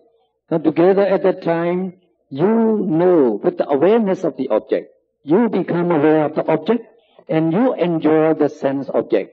Now this jhana, the jhana function is again very important because it is the one that carry the enjoyment of the senses. That when you are enjoying, you are having this chitta. So the jhana function is performed by 55 chitta. It is performed by 55 chitta. So if you appear for the examination, again you have to remember this 55. Now what are these 55? So if you know how to note them, it is very easy. Very easy. So you look at page 108. Now we come to number 12 on page 108 now. So we can read that page. There are 55 chittas which perform the jhana kriya. They are 12 akusala chitta, 21 kusala chitta, 4 phala jnana chittas, and 18 kriya chittas. The two avachana chittas being accepted. These chittas can easily remembered by the phrase ku kari phala. That's the way we note them, we remember them. So if you understand ku kari phala, that's all what you have to remember. So you know the 55 jhana chitta. Ku kari phala. So very easy. Ku kari phala. So what do you mean by ku? So kusala and akusala. So you take all the akusala chitta, 12. All the kusala chitta, 21. So kuku, we say here. Kari. So in the kri you are going to have the kriya chitta. Now there are 20 kriya chittas, but here there is no exception here. The two avachana must be accepted. So you take the remaining 18.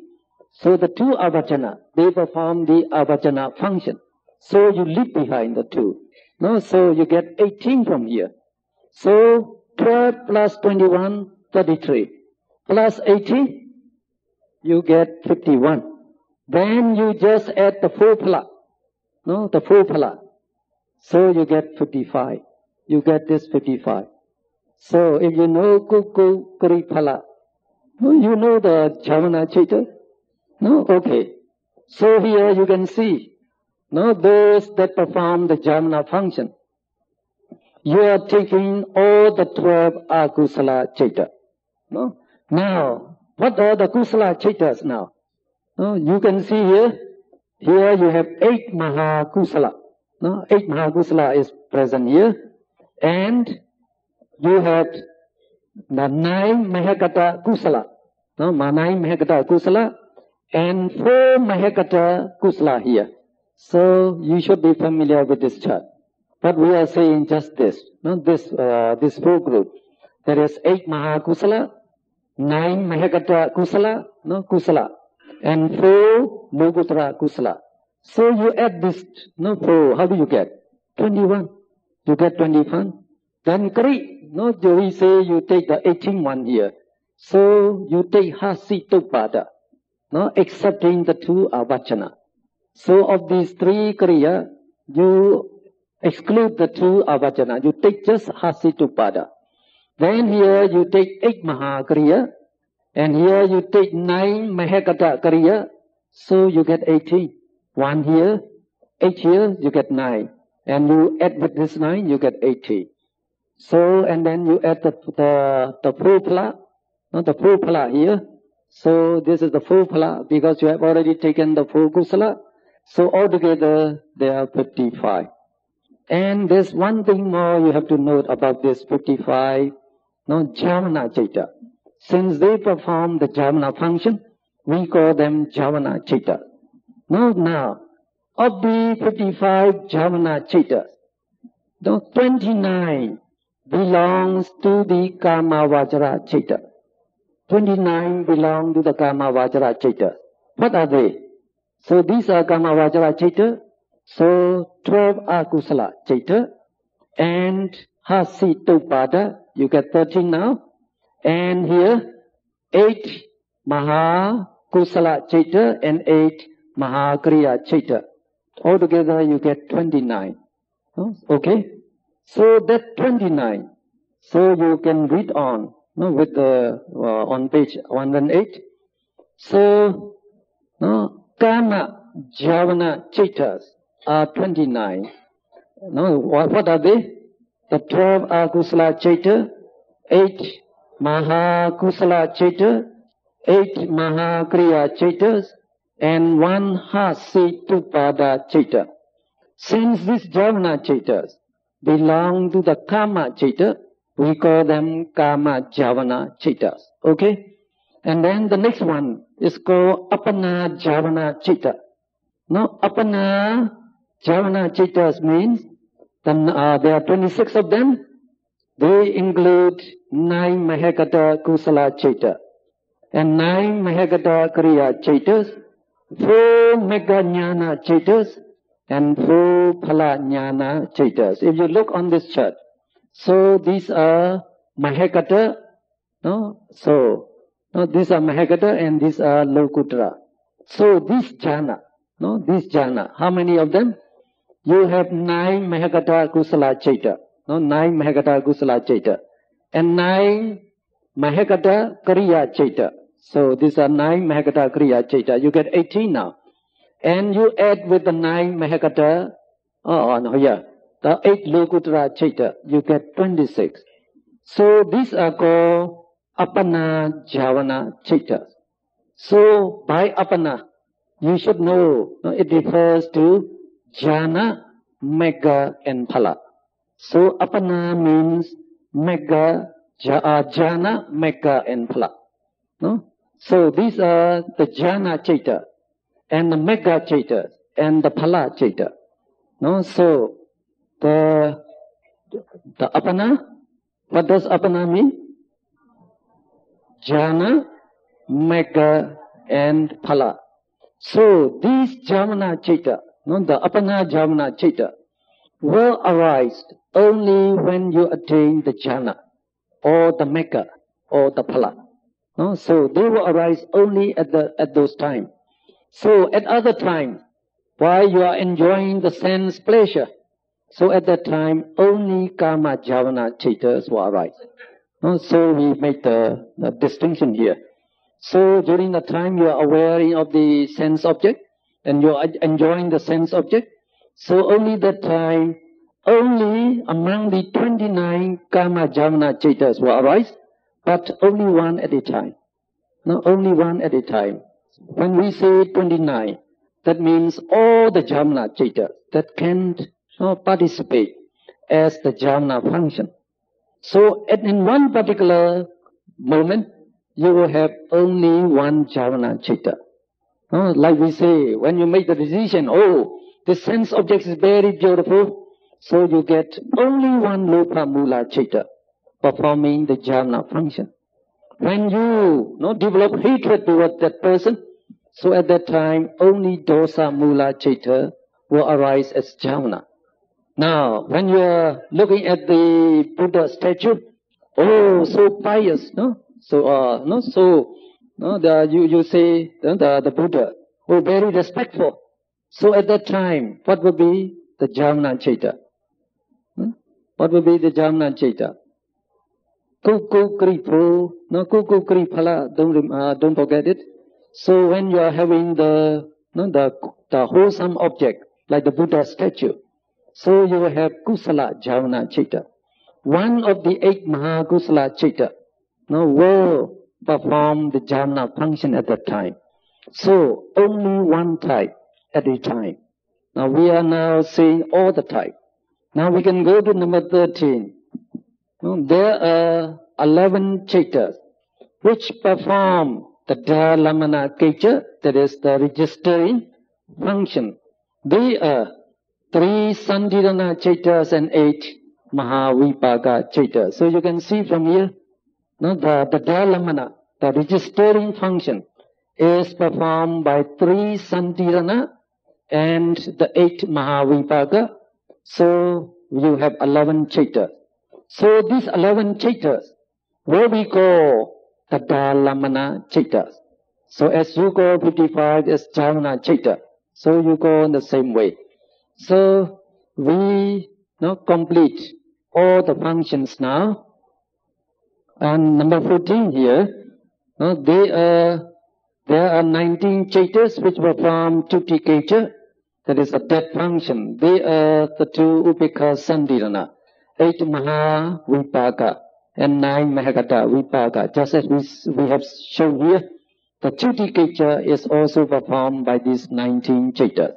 Now, after enumerating the cittas that perform the various functions, now we make this table with you take the statistics. Now here we are taking the statistics. The number of kecha is shown here, and the number of cittas are shown here. So you would say the 12 akusala citta, they perform only the jhana function, just one function. So according to this statistic, so all the jhana cittas, actually the 55 jhana cittas, they perform only that jhana function. So under this jhana citta, you have only one, because they perform only that one function. Now if the citta perform 2 functions, so you take as the 2, like for here, somana sandhirana. So you take as the 2, like for here, somana sandhirana. It performs sandhirana function as well as the dhalamana function. So you put in the 2. It performs the 5 kecha. So the 2 upekha sandhirana citta, we can perform the 5 functions. Now what are these? What are the functions? Patisanti, Avenga, and Chuti. And when you come here, they also perform sandhirana, investigating function. And it also performs the dhalamana, the registering function. So we take the statistics here. So the number of functions performed by each type of citta. Then we put the cross-examination here. So this is a question for you now. No, so if you can answer them correctly, then we can stop. Otherwise, we have to proceed.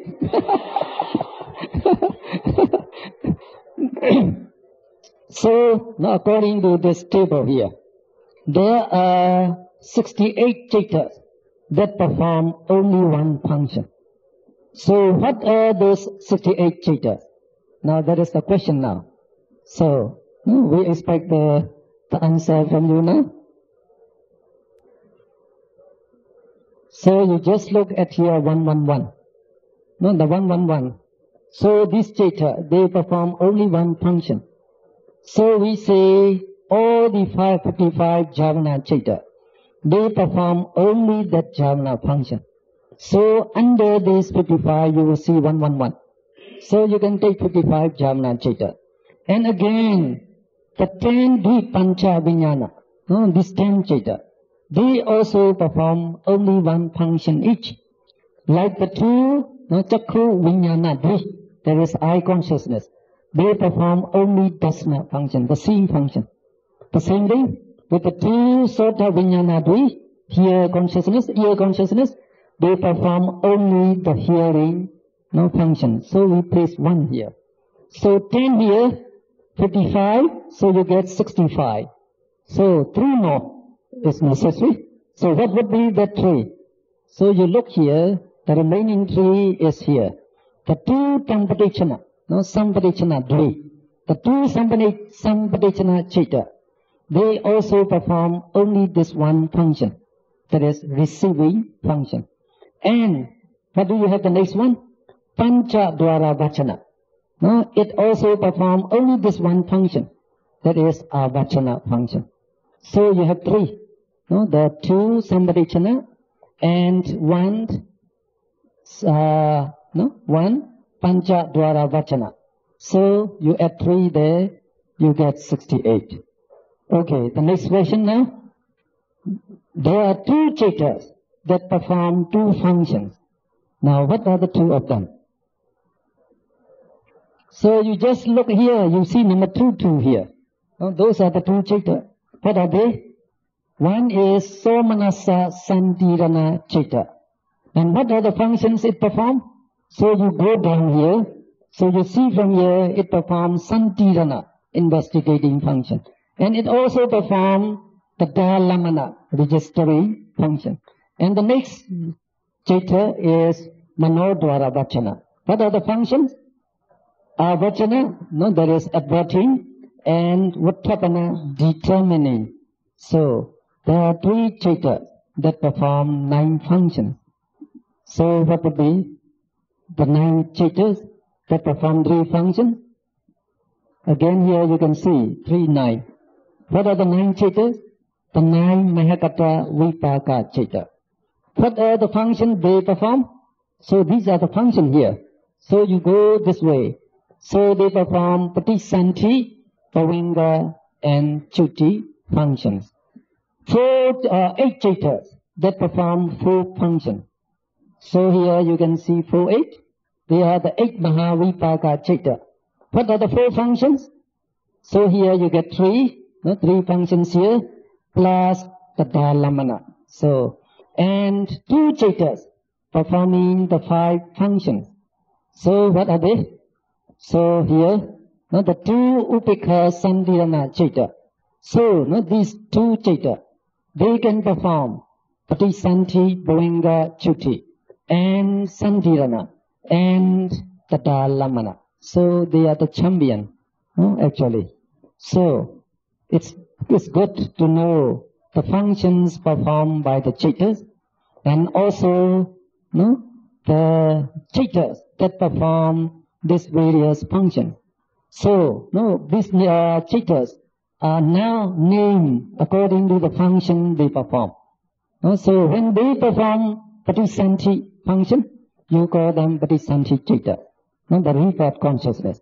When they perform Pavinga, so you call them Pavinga citta. So there is the life continuum function. Just like in man, we call him different names, we give him, according to the work he done. So when I serve as professor in the university, you call me Professor Mon. No, you call me Professor Mon. Now I'm advisor to our Ministry of Religious Affairs. So in that case you would call me advisor. No, you would call me advisor. Now I'm teaching you Abhidhamma. So what would you call me?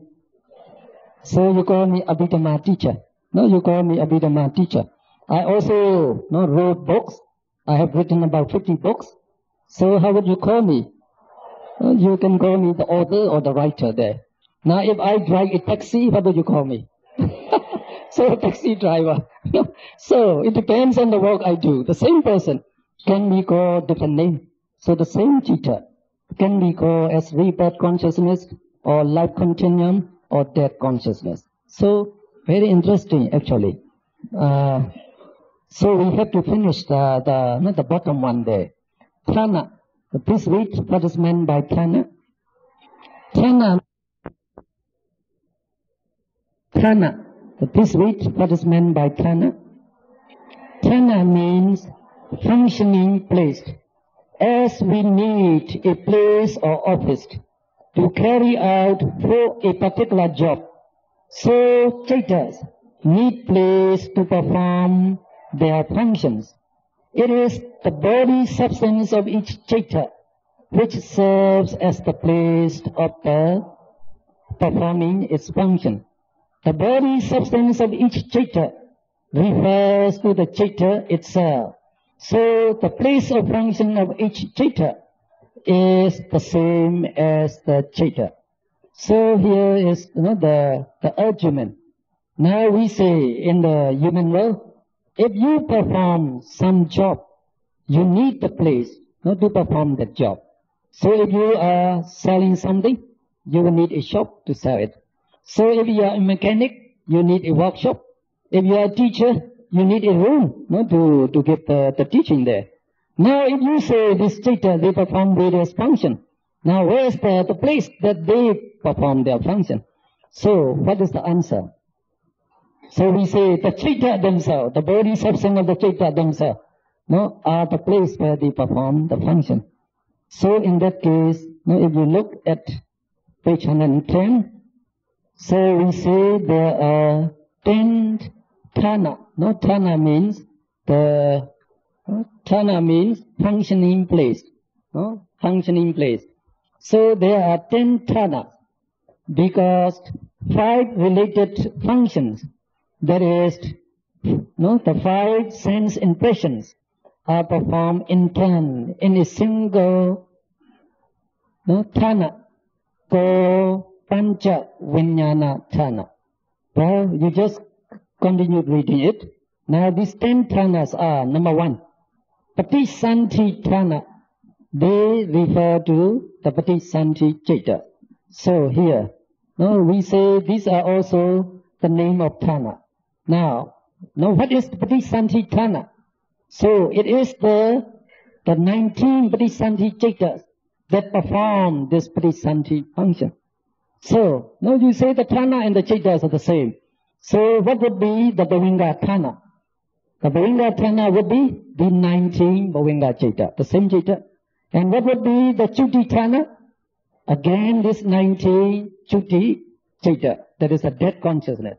Now, what is Avachana Thana? The performing Avachana function. So we say the 2 Avachana Chaita. There's Pancha Dwara Vachana and Mano Dwara Vachana. Now, when you come to this 5 functions, the 5 functions that must be performed to know the sense object. So they are taken as one Thana, just one or functioning place. So that you can see in number 4 on page 110, number 4. We call it Pancha Vijnana Thana. Pancha Vijnana Thana. 5 functions are performed in this place, in this Thana. So the 5 functions are these. Seeing function, hearing, and smelling, tasting, and touching. They are performed in this Pancha Vijnana Thana. So what Chaita that perform this function? So there are the 10 Dvipancha Vijnana Citta, right? So you say you call it Pancha Vijnana Thana, and they refer to the 10 Dvipancha Vijnana Citta. So, the 5 functions are performed in one Thana. So the number of Thana would be 4 less than the number of Citta. Because 5 functions, you make it just one Thana. So 5 function, one Thana, that means the number of Thana would be 4 less.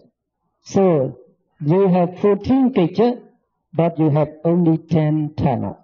So you perform these one at a time. One at a time.